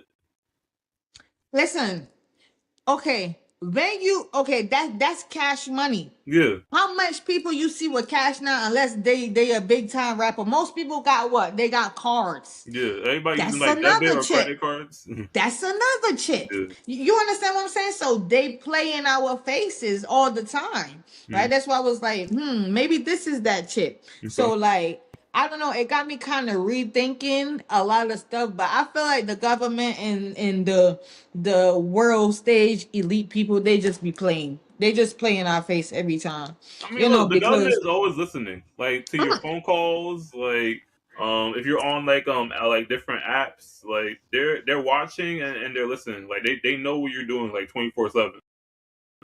I saw a guy on I saw a guy the other day on a post, and he was saying that he had a dream that he was looking at somebody through a TV screen. Mm-hmm. That the person was watching TV on that TV, but it was like he was looking at the person from inside the TV. He could see the person. You understand what I'm Yeah, saying? He could yeah, see the yeah, person outside the TV yeah. watching TV. I was like, damn, that's crazy. Because I had seen one girl, and you see right here where we got the camera at the top. Mm-hmm. She literally got like a piece of paper, and she take that shit on right there at the top. At the Wait, back of her phone, oh, she yeah. got that shit taped up too. Wait, so she And never took like any like new photos ever again? I don't know what happened to that girl, Okay. but I just know the time that I knew her, all of her shit was taped up. She didn't, yeah, or everything was taped up. She Yeah. didn't want nothing looking at her or whatever. I don't know. Mm-hmm. Mm-hmm. Was he somebody that like had like what's that word? Like she was like somebody that had, I don't know if it's not anxiety. It's something like Psychosis? paranoia. Like was he like paranoid? Paranoia? Yeah. Was he I paranoid? don't know. She never struck me as paranoid, but I know she used to act really weird, Mm-hmm. and she never used to want to talk to nobody. So I'm like, she had that shit taped up, and in my mind, I'm like, I wanted to ask her, but she was so weird. I was like, you know what? Let her just do her thing. But Yeah. now that I see all of those posts, I'm like, damn, you know what? Actually, old girl, actually probably right. Mm-hmm. Because sometimes I'll lay up in here and I'll lay down. My iPad is on. Yeah. iPad is on when I'm sleeping, so I don't know. Okay. But yeah, So let me ask you this next question. Who is the observer of your thoughts? me, You? Okay. yeah, Why? I would say that. I check myself. I'm one of those people that check myself regularly on a daily basis. Okay. Like, if I drink a couple, okay, just a small example. If I just a very small example, Yeah. if I drink a cup of coffee, I'll be like, damn. Mhm. You sure you should drink that cup of coffee? Yeah. Like I look at myself, I look at what I do. Even after all the day is done, I try to process, okay, what did I do today? Was it progressive? Did it help me anyway in my life? Mhm. Did I help someone? So I always check myself, even my thoughts, like. And it's funny you touched on that, because in that other interview, I told the guy with all the tattoos and stuff, Yeah. and I told him, I said, you have, something that is kind of attached to you. And he was like, why would you say that? Okay. And then I said, you didn't go and get all those tattoos at one time. Yeah. It was like different times. It was something telling you, or something giving you the nudge, like, yo, go and get this one, go and Yeah. get that one, Like they were all meaningful at that moment. Yeah, so it's a reason why you got those tattoos, right? So it's like, and he didn't even know why he got them. Okay. So what is that telling me, right? Well, like, there are some people that they do be getting tattoos and like they don't know why they got those tattoos. Because their thoughts is not their own. Mm. That's literally what you just asked me about, the thoughts, right? About what was your question again? I'm Basically, sorry. like who observes like your Who own observes thoughts? your Yeah. thoughts, right? So he wasn't observing his thoughts, because if he was observing his thoughts, he would have been like, yo, why do I really want to get this tattoo? Yeah. You understand what I'm saying? Like, you would check yourself like that. That's like, so for me, it's like, whenever something comes to mind, I'm like, okay, is that my thought? Is that an outside thought? Is that a thought that, because I wouldn't say I question myself a lot, like I'm unsure, Mm-hmm. but I try to like rethink things kind of like a few amount of times before I make a final decision. Yeah. Right? Because like there was times I didn't used to think. I got a tattoo and it says Nike. Just do it. Mm-hmm. So like it's basically like at that point in time in my life, I never used to think about shit. I wake up and I say, yo, I'm doing this today. This is what I'm doing now. We did it right then. Yeah. Right? It wasn't no, okay, you know what? How is this gonna affect me? What is this gonna do to my family? Yeah. How am I gonna feel after? Like basically, like It wasn't what's the nothing like that. pros and what's the cons of like of you doing that thing? Yeah. Never had that thought. Never, or even if I had it, I didn't care. Yeah, Right. But now it's different because it's like, damn, okay, so I want to do this, but this might hurt somebody's feelings, or like it might hurt my feelings. You don't know. So it's just different things, you know. So yeah, I really observe my thoughts. I really do. yeah. Because like an example I could give you is that like basically like I will be excited and like happy like to go out on night times, and then like basically like when I get to that event, like basically I just want to go back home. Like my mood is just gone. Like, and I don't know why. Like I was so happy. Like I wanted to like really go to that event, but then like now like I'm sitting down and watching other people have fun, and like I just want to go back home and go back to my bed.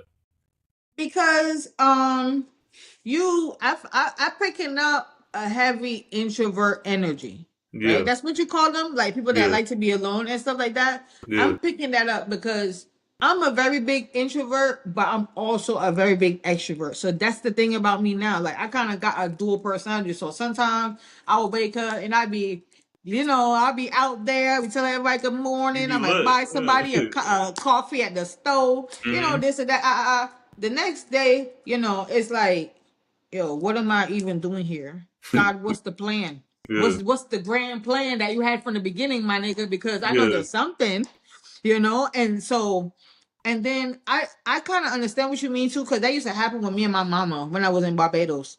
She would always be like, I would always tell her, Mom, let's go this place, or let's do this, or let's do that. And then when we get to the location, I'm like, yo, I'm trying to smoke a blunt, and I know my mama don't like that, and she don't want people smoking around her. And now Yeah. I'm starting to get aggravated because I want to go and smoke a blunt, and then I gotta go and hide and smoke and come back. And then she's like, why your eyes so loopy? And Yeah. then, girl, you ruining my day already. I can't even smoke, and now I smoke. You blowing my high. So Hmm. it's like, so I understand too, but I do feel like that sometimes too. Like I be all ready to go out, like. That happened to me on New Year's Eve, bro. That happened to me on New Year's Eve. You went out for New And Year's? I went to this bar, and Okay. it was me and one of my homeboys, but he like kind of young and stuff. But I was telling him, yo, we gotta get some drinks, we gotta get this and that and everything. And then he was like, no, don't worry, I got a bar that I normally go to. Don't worry, we go there. We got drinks for free. I got some weed. I was like, damn shit, let's go. We ended up at the bar. We didn't For get to free? see the we get in for free. The drinks was free. He had Yeah, some weed. everything free. So I'm like, where we going with this? Let's move. We Hmm. ended up at the spot now. I drank one drink. I was all into it, whatever. By the time I drank that one drink and I smoked half of a blunt, because I could barely smoke a whole blunt now these days, like smoke half of a blunt. And then I'm like, yo, Rasta boy, I'm going home. So, like, Yeah. I don't know, but and then he walked me to the train station. He was really nice, and then he just went back because I guess his girls was coming out at the time or whatever, and he want to do his little mingling and stuff. Hmm. So that really just exactly happened to me, because I was so hype on going now and this that and then I end up throwing up in front of the building before I get inside. So, Hmm. and I wasn't even like really drunk. We just had one glass of, I don't know what kind of drink that was, and then we had champagne when the clock turned 12 or Midnight? whatever. Yeah. Mm-hmm. Okay. So that Wait, was did you it. eat before you went out? Yeah, I think I ate. I had ate something. Yeah, I definitely ate. Okay. All right. Because I like definitely ate. it could have been that's why like you threw up. No, it's that I had took some pills earlier, and then I Oh. forgot that I had Okay. took them pills too, and then I drank, Hmm. and I came in here, and I was like, oh shit, what happened? Like, why I feel so high already? Like, then I realized, oh yeah, I took that pill earlier today. I didn't realize that would have still had some effect on me Yeah. while, after like 5 or 6 hours. But yeah, Okay. All so right. So next question is, what is the nature of your consciousness? the nature of my conscience. You give me some hard questions here, dude. I swear, There's no like. wrong answers. Like answer at your own will. That's what I'm thinking. Like, nah, but why I said this hard question is because I like your questions too Okay. because like it gave me something to think about. Yeah. Like, so you said what's my What is the nature of your the nature of my consciousness? consciousness? Yeah. I don't know. I would like I don't really know how to answer that question, but I will say that I believe that I live more in my subconscious mind than my conscious mind. Okay. If you get what I'm saying. You gotta elaborate. I'm sorry. Like, you lost me. Okay, I said I think I live more in my subconscious mind. Yeah. Like, no, elaborate. Like, explain. Like, in what way? Okay, more than my conscious mind. So, like, if you know about the subconscious mind, I don't know if you ever like did any research or anything on it. It's like the place where your memories has been stored. Your Mm-hmm. conscious mind is the part of the brain that helps you wake up in the morning and brush your teeth, wash your face, take a shower, and go to work. Yeah. That's things you're doing consciously because you know you're doing them things step by step, right? The Yeah. subconscious mind now is a place where things that like I want to say like how I want to say this. The subconscious mind is a place where like you like you grow up watching people doing something Mm-hmm. and then years later you end up doing the same thing. Okay. But you seen them doing it when you was a kid, you right? But you have that memory in the back of your mind, not realizing that that is going to come to the forefront of your mind at some point. So a lot of things that I seen when I was growing up, it kind of came from my subconscious to my conscious mind, and then I realized like, yo, this memory or this thing that I'm doing right now, this is something that I subconsciously held in my mind for years. Yeah. So that's why I said I feel like I live more in my subconscious mind because I there's a lot of stuff that I realize I'm doing that I'm not really conscious that I'm doing. And I'm like, damn, you know what? You seen this before, or like, like you watched it on the TV before, Yeah. or Like, you it's see something somebody like doing that. I something don't know on how to explain TV, it. or like you watch like your parents doing it. Yeah, something like that, Mm-hmm. right? And I don't only mean in that context either. I mean, you could have seen a man down the block do the shit. You Yeah. Like, understand? out in And public. then, yeah, so that's why sometimes too, like when I try to talk to kids younger than me and I tell them, I try to give them advice, and I always tell people, trust me, right? The advice that I'm giving you now is not always gonna mean something to you now, Okay. but I'm still gonna give that person that advice because once I plant it in your subconscious mind, that memory is or that information is gonna come up to the forefront to your conscious mind Yeah. when you need that information, Yeah. Later in right? life. So Yeah. so it's kind of like planting the seed, and I already experienced that in my own life. So sometimes when I try to talk to people, I try to be like, okay, I know you might not take it now. That's like me trying to talk to the youth that is in a gang. Mm-hmm. And I've been in a gang. I've been in gangs. I had my own gang, all type of stuff. So I'm trying to be like, yo, this is Yeah. not the right thing to do, or this is. I know that you might not always take that information right now, but I know that it's going to be planted in the subconscious, and when it needs to be, then it will come up to the forefront. So I don't know. When I was young, I think I was like 10, Okay. and my mom gave me a book. It was called The Power of the Subconscious Mind. Yeah. And I couldn't, at that point in time, I was like, why would my mom give me a 9-year-old a book like this? So we were talking the other day. I was like, Mom, you probably thought I was a fucking genius, right? Damn prodigy. You gave me a book about the subconscious mind at 9 years old, Yeah. girl. Like, you have to think that I was really smart, man. Mhm. Did you For end up real. finishing the So, book? hmm? Did you end up finishing the book? Yeah, and I have reread it and certain parts of the book a Okay. few times, like, but there's a book that they gave us in class to read, and I really want to read it. I think it's called Critical Thinking. Mm-hmm. It's called Critical Thinking, and the guy said, if you want to know it, like he said, after you finish read this book, you're gonna really know if somebody bullshit you or not. Yeah. So it's like, it's kind of along the lines of that. So like I like books like that. It's gonna give me a little bit of knowledge or wisdom on, you know. Yeah. So Okay. Wait, so the advice that you gave, like the youth, like, did they all succeed, or like, was it like basically like the youth, like, took it in one ear and went out the other ear? I don't know. So that's what I'm saying. I never really know, but I know that how the subconscious mind works, that once I tell you, Yeah. you might not even take it in consciously Mm. because the subconscious stores everything. If you get what I'm saying. Oh, If I I, guess you understand. yeah. Yeah. Every color, every shape, everything you see, everything you hear, that is in the subconscious. Yeah. Right? So like I said, I don't know if they took the advice and ran with it at that moment, or if it went come in one ear and go through the other ear, and it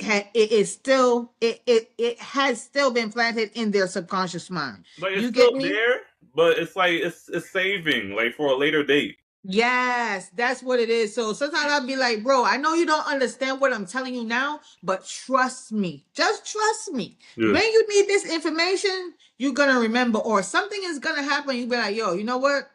Old girl was really right. Like she knew what she was talking about. Mm-hmm. You know? So it also like I kind of know about that. So I'm the type of person, I like to give people advice, but I'm not gonna put you wrong, you know. So I'm gonna always try to uplift you and like give you good encouraging words or whatever the case might be. Because I mean, sometimes that's all somebody needs some days, Yeah.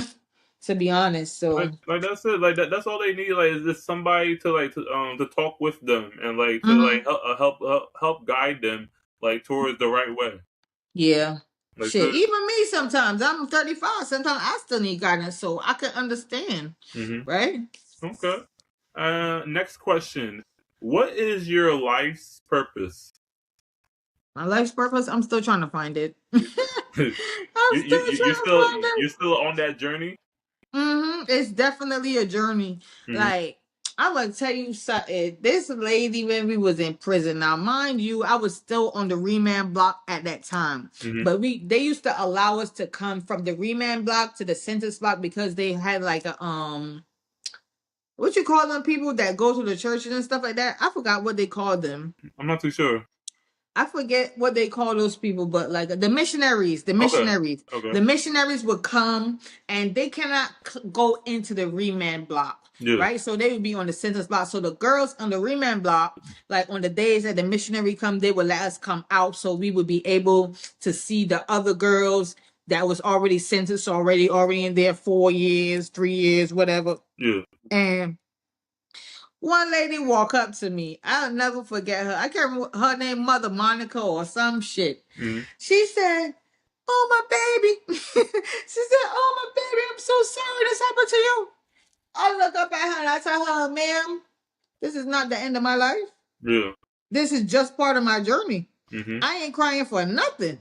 Ain't nothing to cry about." And me, I already been in the system a few times before, so I already know how it goes, you know? Cause like Like, you might see it like in a way that like you're good and you're still like on that journey like you mentioned. But like when people see you behind like that glass or behind that window, like they believe like that's the end of like of your life, like that like you just you it's done for. mm-mm. But that lady, she also had a life sentence at the time too, Okay. right? And I guess she wasn't aware of, I guess, my case and the time. I wasn't sentenced yet, so because, like I said, we was, going over to the sentence block and stuff. But when she said that to me, I said, don't even cry for me because I know that this is not the end of my life, Mm-hmm. bro. Like I just knew that, I know a lot of people never expected me to come back from that, but that shift the whole trajectory of my life. Like if I probably never went to jail, I would have probably been dead.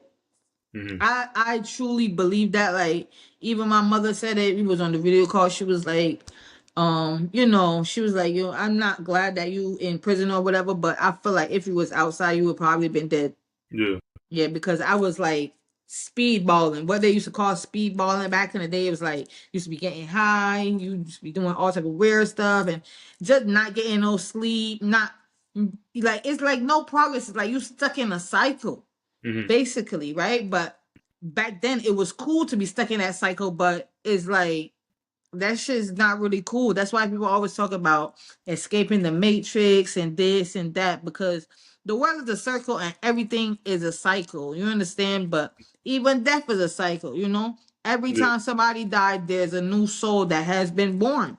Mm-hmm. Right? We truly don't know if that's the soul that passed on that came back, if that's a new soul, if it's true what God say that we only get one life to live. You know, it's a lot of things out there that I personally am still questioning. Yeah. You understand what I'm saying? So I don't know. My journey is still moving forward. You know, hopefully with the grace of God, it won't be too much more suffering. Uh, you know. Mm-hmm. So, but I mean, I feel like I got a pretty good outlook on my situations. I try to make the best decisions, the best logical decisions, Mm-hmm. and I just keep it pushing. I mean, when one thing stop, I mean, something else gonna start up. Yeah. Let me Yeah. ask you So. this: like, growing up, so do you feel like what your parents did for you, like everything that they sacrificed, like, do you like appreciate everything that they did for you? They didn't sacrifice shit. If they had sacrificed something, I would have been a better person to this day. You Okay. hear what I tell you? All right. Yes. If they sacrificed something, So they didn't do they any of that. sacrificed me.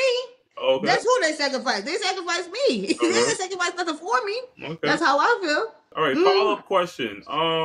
Being that you mentioned your mom like putting you in a corner and like she was too restricted, like she was too like overbearing on you. Mhm. And like your father he let you like have like all the freedom that you could have. So did you feel like all that freedom that your father let you have, was that too much freedom, or like were you okay with that? Like did you feel like you could have had less freedom from your father? I I don't know. I don't think so. Like I think that what happened with my dad was when he grew up, his mother kind of had a leash on him, Yeah. right? The same way how my mother had a leash on me, Mhm. and like not physically, but psychologically. My dad's mom had a leash on him too, and I didn't even know that like until years later, because me and my dad we was close when I was growing up, Mhm. but when I started to branch out and do my own thing, and like my dad kind of started to like we started to drift apart. Okay. So I never had no real sit down conversations with my dad like that. Like my dad would be like, "When you gonna change your life? What are you talking?" Like I would think about it. I don't know, because in order to change my life, I would have to change my environment. Yeah. And my father was still like a king of the slums or whatever. Mhm. So how am I gonna change my life if I still living in the same environment, still around the same hoes, still around the same niggas, still around So it was kind of like so it was crazy. So like I feel like he when I was growing up, he tried to give me the opportunity to be whoever I wanted to be. Yeah. You understand? But He was trying to like basically how he grew up, like he was trying to be different like towards you. yes, towards me, right? Mhm. And then I didn't, like I said, I didn't even know his mother used to, have the leash on him until. So it's so funny that I said that now, because now I realize a lot of things my dad went through growing up. I kind of went through those same things with my mom. If you get what I'm saying, that's crazy. Yeah. But my auntie, like, not my auntie, but she's like my dad's cousin Yeah. or something. And I always call her auntie though, because she older than me. But Mhm. she told me one day, and we was getting high together that night or whatever. And she told me, she said, "You know what?" She said, "Your grandmother." She said, my dad's mom like used to treat him really bad, and like everybody used to be outside playing, and she never used to want my dad to go outside and play and stuff like that. And then like that shit hurt me, because I'm like, damn, like somebody treat my dad like that. Like, you feel me? Like Yeah. that shit kind of touched me, because like my Your own father, blood. like, yeah, like, and then that's my dad too, and the way how he treat me, like he just give me like when I got pregnant at 17, my dad gave me my own spot. It was like, yo, you got a house here.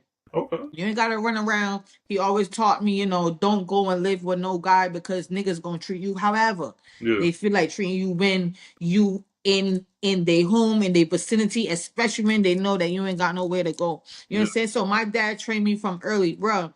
It's things that you gotta see about men. Your You dad is understand different that? because most dads would have just like kicked their daughters out like if they heard that news.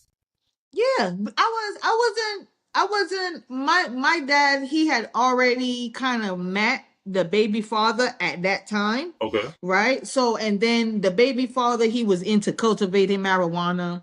My dad was a big drug dealer, so they kind of end up, becoming like really close. Yeah. It got so close to the point that sometimes me and this dude arguing and my dad taking this dude's side. Yeah. Boy, what the fuck wrong with you? What the fuck wrong with you, my nigga? Seriously. So at that point in time, after I got the baby, and then him and the baby father got so close, and then things started become rocky between me and the baby father.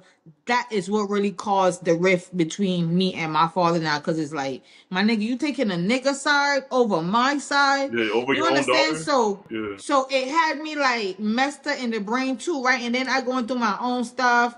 My daughter, she got cerebral palsy. I'm trying to get high too in between there to try to not really escape, but escape it, Yeah. but not knowing that no matter how much drugs I use, it's not going to like make the situation any better, if you Hmm. understand what I'm saying. So it Yeah. was like, that's what kind of caused the rift between me and my father, right? So some days I just wish I could sit and I could have a conversation with him now, because like I just want to tell him like, yo, pops, all the shit you've been saying was so true, like, and it's just like, damn. Like, I know I'm grown, but I still cry in here sometimes. Like, yo, Yeah. my pops, bro. Because the last thing he told me, he said, yo, I do not have no money for no lawyer in China. And I'm telling you right now, I have no money for no lawyer in China. So whatever you do, you're doing it at your own risk right now, girl. And that was, he gave me $10 in weed and tell me smoke that before I get on the plane. Yeah. Yeah. And that's the Wait. last So time I you talked to called him. your dad while you got arrested like during in Bangkok? I couldn't call him. They ain't had no phones in there. You know how they got regular telephones Yeah. in the prisons? They ain't had no regular telephones. So how'd you They reach ain't him? had no- I told the embassy came to see me in the police station. Yeah.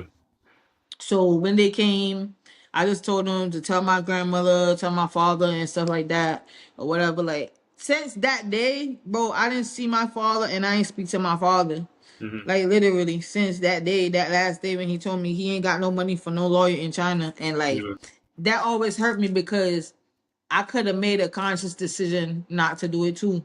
Okay. But it was like I was moving so fast, and then we were still in the hood. Like, dude, we still had a pit toilet in 2016. What are you talking about? Yeah. You understand? So we was living in poverty. We was living in the slums still. Hmm. I'm busy out here trying to make money for myself so that I could get up out of the slums, and people judging me for it. I mean, that's their business because they ain't feeding me anyway. But it's like, yeah, so, and he was always scared for me. Like, I know he was always scared in a way, because sometimes I would travel and I would call him and be like, yo, pops, what's up?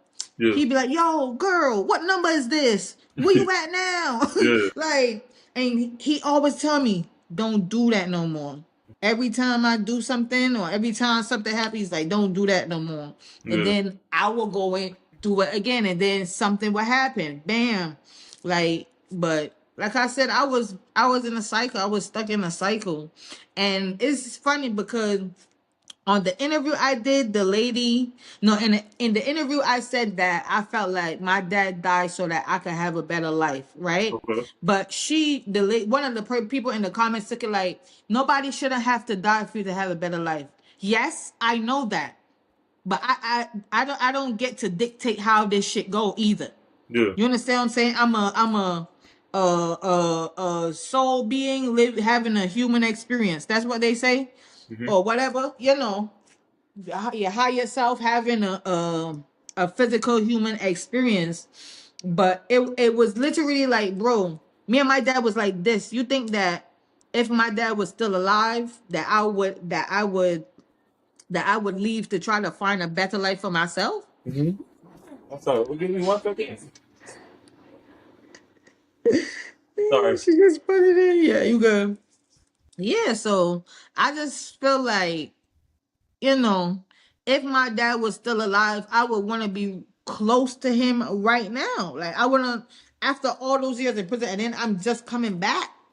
Like, I'm literally not gonna leave my dad's side at that point for sure. Yeah. Because every time I travel, he would call me and he would say, you know, you ain't gotta go and struggle and try to get your own stuff. I gave you your own house. You got everything here already. I don't know why you keep running around. You know, because he always wanted to keep me close to him. Mhm. You understand? But the fact that he has passed on now is like, okay, my dad passed on. I don't have nobody to give me that protection anymore. Now Yeah. I really gotta go and do it on my own, you know. So it's not that I wanted that to come out like, oh, my dad had to die for me to live. It's not in that aspect, but when you really look at it, the mechanics, you be like, yeah, girl, because you would have went straight back to the slums, would have been probably start doing the same shit again, Mhm. you know. So it's like, yeah, I'm not saying that I don't miss him. I miss him every day, but it's just like, damn, it's such a regret that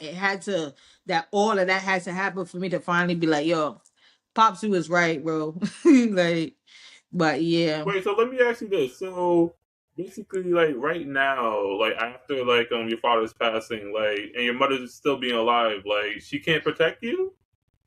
I mean, I wouldn't count on her. I wouldn't count No? on her. No? I wouldn't Okay. count on her. Okay. I mean, I would count on myself before I can count on my mother. Yeah. Matter of fact, if some shit go wrong over there, she gonna count on me. Mm-hmm. You know? So, and then she got this thing that she claimed that my dad said on his dying bed that he want me to take care of her. Okay. I mean, I don't know if to believe it or not. Mom, if you see this, Mm-hmm. if my mom see this, Mom, I don't know what to tell you, but it sounds kind of fishy to me. I want to ask you, how often like do you visit his like does he have a tombstone?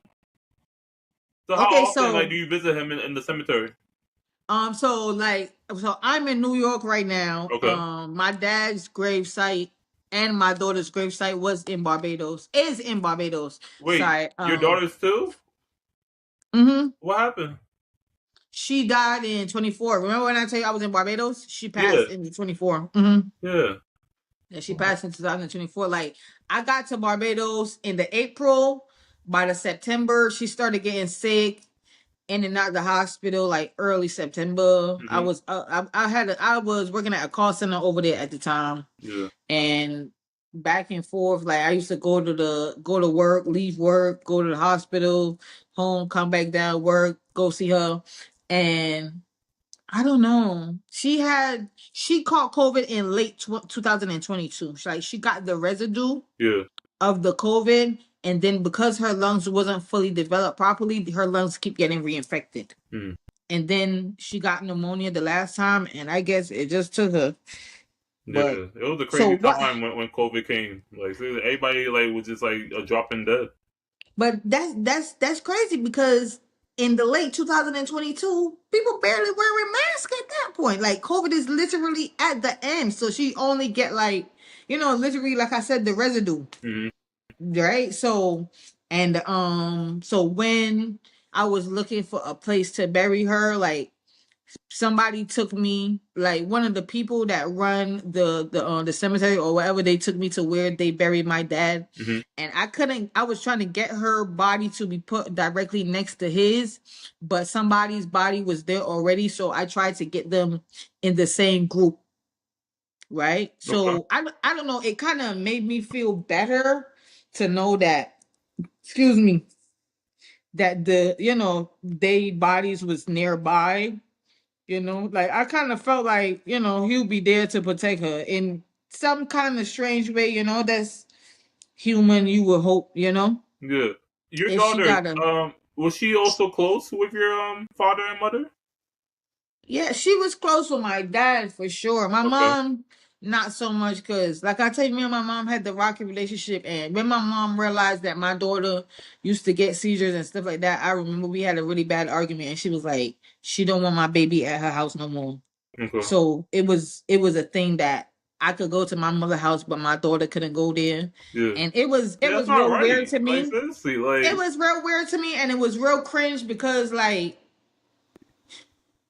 literally she told me she didn't want my daughter there, and the next week she had somebody's kid in her house. Like, yeah. bro, that's just fucking disgusting. Like, seriously, Like I don't that, think that I like didn't like the that. excuse of like somebody being sick should stop you to stop that person from coming to your house. Like, Your own anybody should be granddaughter, welcome. Yeah, that's it. your Like, own your granddaughter, own and blood. then that's funny because when I got arrested, me and hubby wasn't even talking about it. Hmm. We wasn't even talking because of the whole situation of what happened.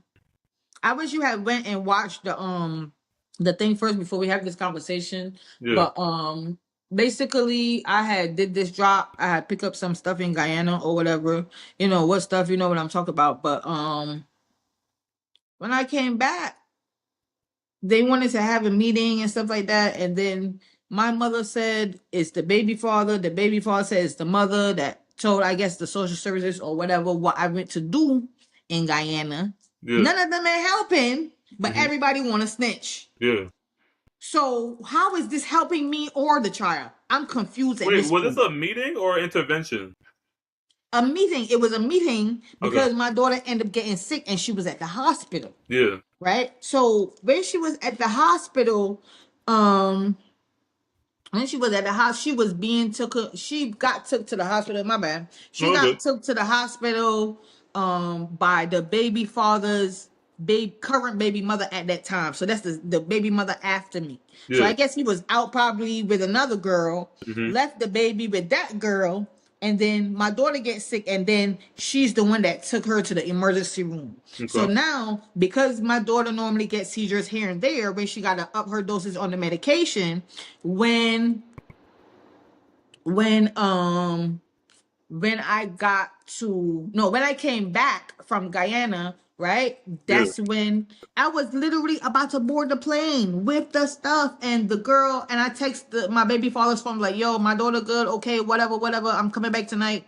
And it's not my baby father, it's the girl telling me, your daughter in the hospital. yeah, I'm like, my daughter? She said, well, I got 4 boys, so it can't be my daughter. hmm, So, and then I'm like, damn. So when I get back, I go to see her, whatever. We supposed to have a meeting because now they trying to figure out the best way to handle the situation or where I was at. So they went and tell the people everything. Why I went to Guyana, what I do in my personal life, like that make me a bad person or whatever. And it kind of made me upset because, like I said, the mother said that is my baby father, and my baby father saying is my mother.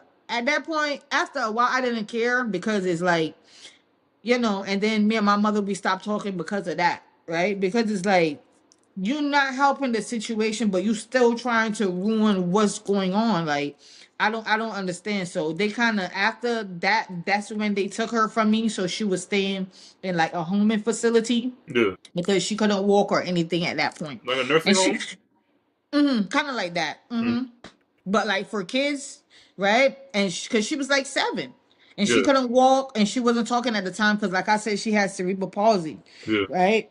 So I don't know if it was a blessing or if it was a curse. That's the truth. But in the beginning, I was like, I was real upset because why would you go and say something to try to get these people to take my child? Bro, you guys see how hard I work. People used to make jokes all the time and tell me the baby is fatter than me. yeah, I said, bro, what do you expect? I prefer my child to be fat than to me walking around here looking fat and then my baby, you don't understand, look yeah, malnourished and stuff. yeah, So it was a lot. And um just thinking about it, I'm glad that that time of my life has passed because it was stressful. I was stressing out myself, the people around me were stressing me out, like, and then like I guess they didn't understand that I myself was trying to cope with the fact that I had a child that was disabled. hmm, You understand? Like, I, it was like I said, before, like a lot of things happened back to back.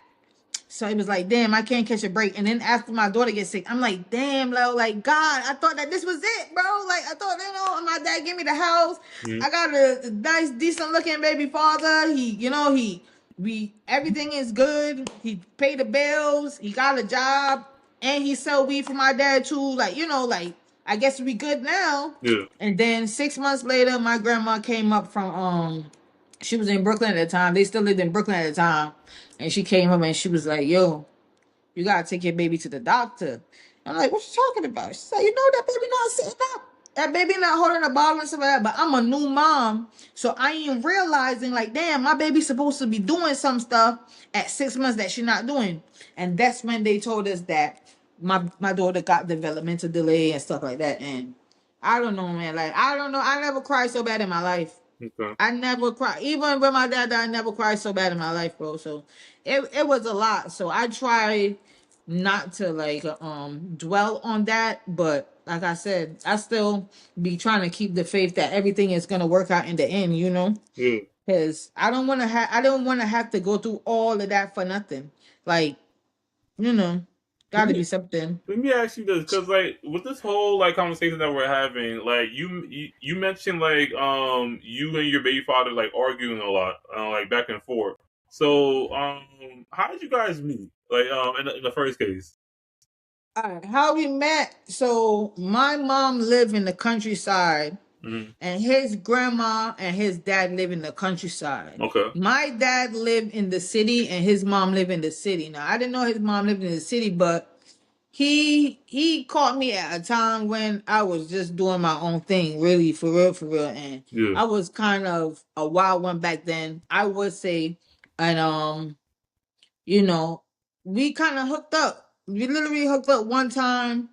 I had literally ran away from home to go and see some guy that I used to talk to, my very first boyfriend, and I think the police was looking for me and stuff. Yeah, the police was looking for me. Like, they had my name on the radio, Yeah. and so I was like missing for like 3 or 4 days. I was missing for like 3 or 4 days. They had my name on the radio, and he had gave me his number. So all that time I'm missing, I got this dude number in my pocket because he wrote it down on this little paper. And then when I finally called him, he's like, "Yo, what happened? Are you okay?" He was like, "I heard your name on the radio." He said, he told me, he was like, "I was just praying that you didn't turn up dead, girl." Yeah. Because I know they was gonna look for me after that, because I gave you my number, so it's gonna look kind of suspicious that Mhm. I'm, you know what I'm saying? Yeah. So yeah, he was kind of scared about that, and then we talk a little bit. I end up going back to court because all that time I had a lot of court cases and stuff and whatever. And then when I went back to court, my mom told the judge that I wasn't from Barbados originally and stuff like that, and that they were sending me back to New York or whatever. And the judge said once she's not on the island, she's not gonna get charged. So they end up letting me go because they wanted to keep me for 4 years in juvie. Yeah. Right. And then like, because like now I'm trying to evade the government or whatever, now I gotta fly out. Right. So, and then I guess, we kind of did the doom before I left. And then like we always used to write each other, talk on the phone and stuff like that. And I told my cousin, I was like, yo, I'm gonna get a kid for this guy. Okay. Like, it's like I kind of manifested it because I was only I was 14 at the time when I met him. I was 14. Yeah. I ended up getting pregnant at 17, get the baby at 18, and we broke up when I think I was like 22. So we was together for like 8 years in all, Mhm.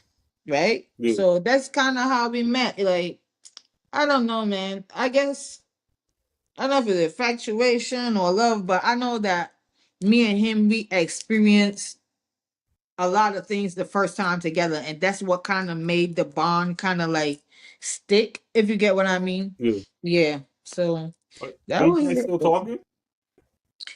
Boy, no. No. Okay. I had to slap his baby mother the other day too. She still wanted my head on a stick. But you did what? I said I slapped his new baby mother the Yeah. other day Yeah. because when my daughter passed, she tried to make light of a situation that was very heavy. Mhm. And I didn't like the disrespect because you disrespected my daughter and you disrespected dead. You Yeah. understand? So she seen me downtown in Barbados. I was sitting smoking a blunt or whatever. Yeah. And I see her walk past and then she talking. She's like, oh, I hope you're ready for tomorrow.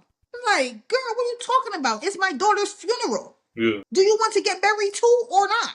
You understand? Like, and you talking and you walking going that way. Why you talking and walking? Like, turn around and handle the situation like a grown woman. But then I see her on the phone talking to somebody. Every time she see me, she called the baby father and tell the baby father that she see me. Yeah. Girl, I don't even know what you look like. Mhm. The thing about it is that we would be literally hanging out on the same block. I would like show up on the block or whatever. I would buy some weed or get some weed from somebody because I never really buy weed in Barbados like that. So like I would just show up. Somebody be like, "Oh shit, you showed up. You need some weed?" Like yeah, and like every time she would encounter me, I would know that she was on that block too, only because my baby father told me. Yeah. So that means you know you checking for me and I'm not really checking for you. Yeah. So that day when she did that, that was the same day of the viewing of my daughter's body. Yeah. And you know, she got the nerve to show up at the viewing next Mhm. to my baby father, thinking that my baby father is gonna save her. Man, when I slap her, Mhm. I don't know what happened after that. Wait, I so don't know. who abided her? Like your baby father? She came with the baby father. That's why I tell you she Yeah. come with the baby father because she think baby father gonna save her. No, he's a Yeah. pussy too. He Yeah. is a pussy. You know why I say he's a pussy? Like because years prior, I was having an argument with one of my cousins or something like that, and it Mhm. was it was I can't remember. It was a back and forth argument, though, but I remember my cousin. He just up and slapped me in my face twice. Yeah. Yeah, and my baby father was sitting right there, and he did nothing. Mhm. He did nothing, bro. And from that day from that time that happened, I said, no, you got to be a pussy because how dare you not defend your baby mother Yeah. unless you really don't care about me. Wait, this was your So blood cousin? yes, Wait, it's so like my cousin or why did he slap something. you? It's a long story. When he wasn't like my cousin, he was like he's like a distant family member though, or like people that you grow up with in the hood that you will call your cousin, but it's not your cousin. Yeah. But you like my house is here, and that guy he literally lived across from me, Mhm. right? So like what happened was me and my homegirl was hanging out. Mhm. I went somewhere. I can't remember where I went, but she went to his girlfriend house, which and his girlfriend lived up the block to use the bathroom. Yeah. When she left and she went home, right? And I went home about my business or whatever. Then they realized they got money missing. It's like $800. So now this guy's saying that my homegirl Erica Badu that she got her this is not the real Erica Badu. Let me just say that, Yeah. right? For purposes, whatever purposes. Okay. Because on the other thing I said Erica Badu, they thought I was talking about actually Erica Badu. Yeah. Like, please. But yeah, so my homegirl, we call her Erica, but her last, call her Erica Badu. So Yeah. Erica Badu now is the one that the guy think has the money because Yeah. I never entered the house. She's the one that went in there to use the bathroom because she don't live over there. We were just hanging out and stuff. And he run through this girl house with a hammer. Bro, run through her house with a hammer, started beating stuff up in the girl house with a hammer. Yeah. And then I guess he was probably still heated.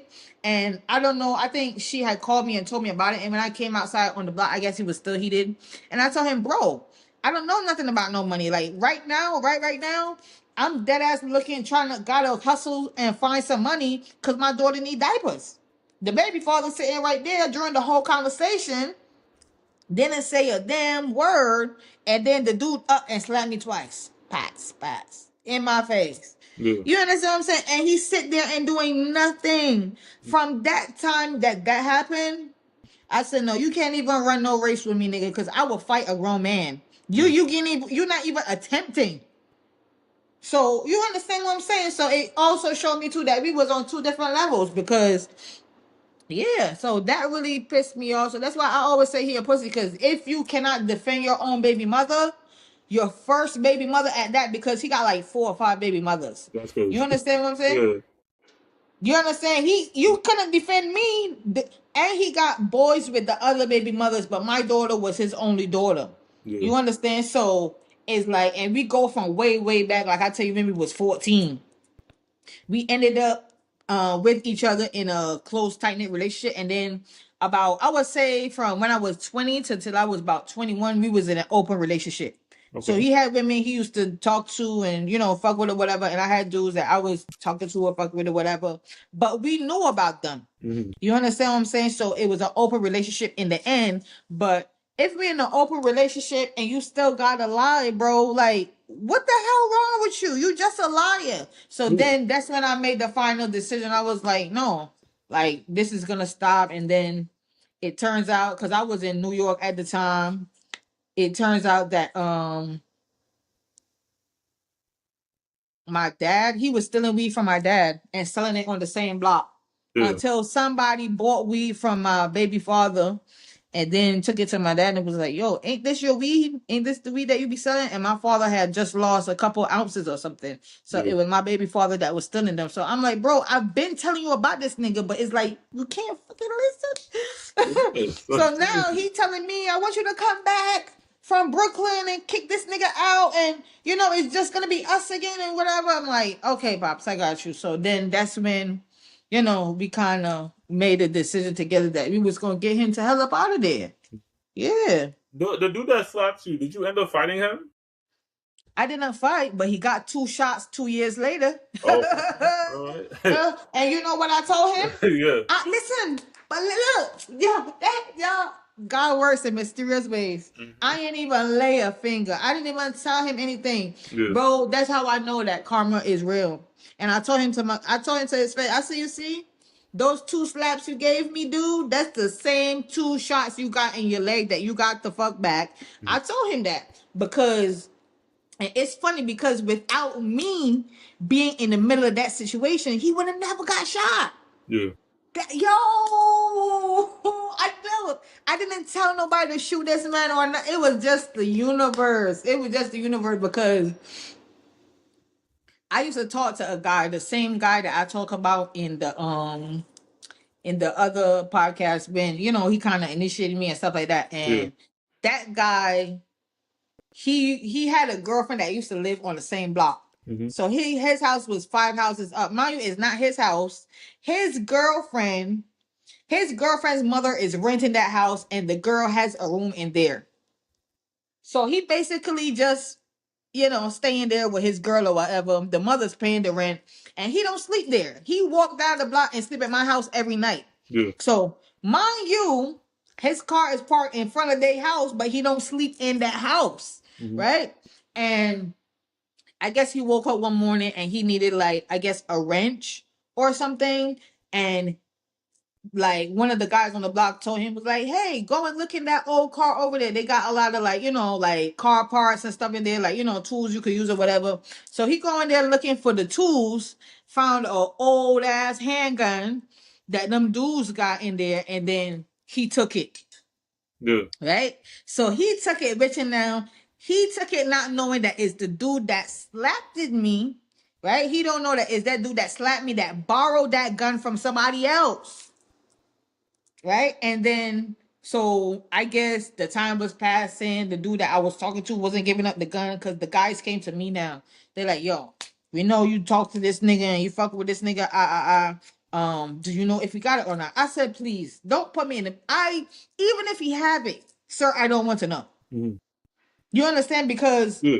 this is the man that I am copulating with, basically. And you guys is guys that I grew up with as a kid growing up. And this guy, he not even from this neighborhood. You understand what I'm saying? So I don't want to be in the middle of that. And then the guy that I guess the guy that slapped me, the guy that he borrowed the gun from, I guess the guy saw him on another block one day and asking, yo, man, with my strap at? And he had it, and the guy pulled out his gun and shot him twice. Yeah, and I told him, I said, you know what? Because if that guy wasn't at my house that morning, if he never used to sleep at my house, all of this would have never transpired. So that's why I was like, damn, it's so ironic, right? That guy had to steal a gun from him for him to get back his karma.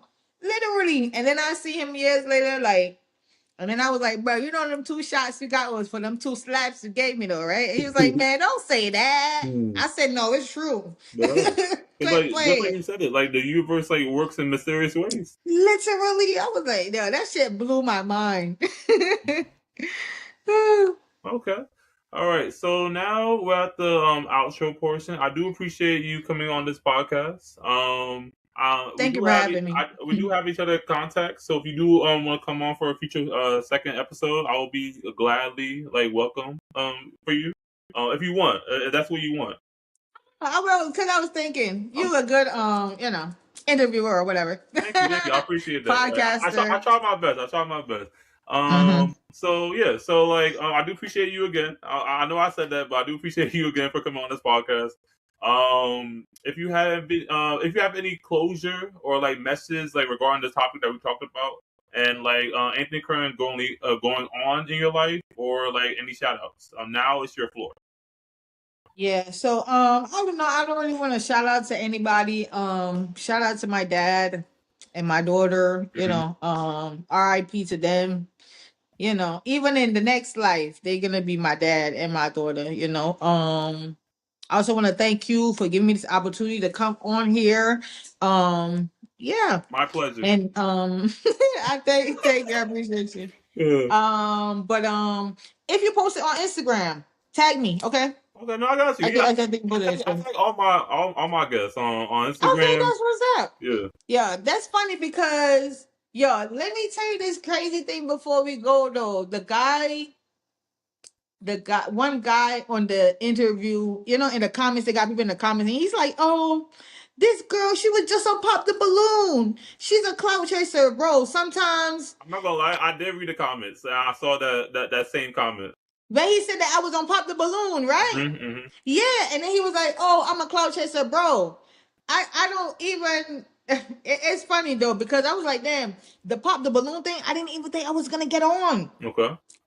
Because I was just like, "Oh, he want people for Pop the Balloon." I'm like, let me see what they talking about. And at that time, I'm in Atlantic City because I went to Atlantic City for Christmas. Yeah. And I'm just over there chilling. And he literally texted me the day before I come back. Yeah. And then I got to go to work that day. So I went to work. And then after work, I just went straight there. I was supposed to fix my wig and all that. It did not work out. You understand? And I went on there looking crazy as hell. Wait, did they do background screening? Like, because you said that you wasn't too sure if you were gonna get in. No, they just they pick you from the photos and your name and your age, and I guess they look at your Instagram profile or something. Yeah. But I'm like, they got bitches going on there with no teeth. What are you talking about? Yeah. Nah, come on, man. Come on, seriously. They got people with no teeth on there. Did you find a match? Huh? Did you find a match? If I did what? Did you find a match? No, of course not. No. It was just a game, you know. But for me, it was just like something different to do. Like sometimes I get tired of doing the same things every day, and sometimes it's just good to expand. Okay. And I personally know what don't happen in a year. Sometimes it happens in a day, and this is literally like the 3rd podcast I've done, and the year has literally just started. Yeah. So I pray that God give me more opportunities like this, and I can keep moving forward too. Yeah, I hope like those new opportunities like come your way as well. Yeah, because you see, I didn't even reach out to you. You're the one that reached out to me, so I'm like, damn. It was so funny as it came up the same time, and then that interview was gonna drop. So I'm like, I was really glad that you kind of reached out to me too, because I'm sure they got a lot of people doing podcasts that I don't know about. Yeah. So but I'm still glad you reached out, and I appreciate you too. All right. Definitely. Like I try to like network with a lot of people like from like all different places and make sure like they have like their own like saying and their own piece. Yeah. Yeah, definitely. Yeah. And so like if you okay, so I'm gonna let me do this. Let me do the anything currently going on in your life? Anything currently going on? I think I just said about what was happening. Wait. About the podcast and this stuff, that was basically me saying what was going on. Upcoming, like coming in the future? Upcoming, well, like I said, I'm trying to get into the college right now, but is a little fine details that I gotta work on first before I can go through with that. Okay. I'm still looking for apartment and stuff like that.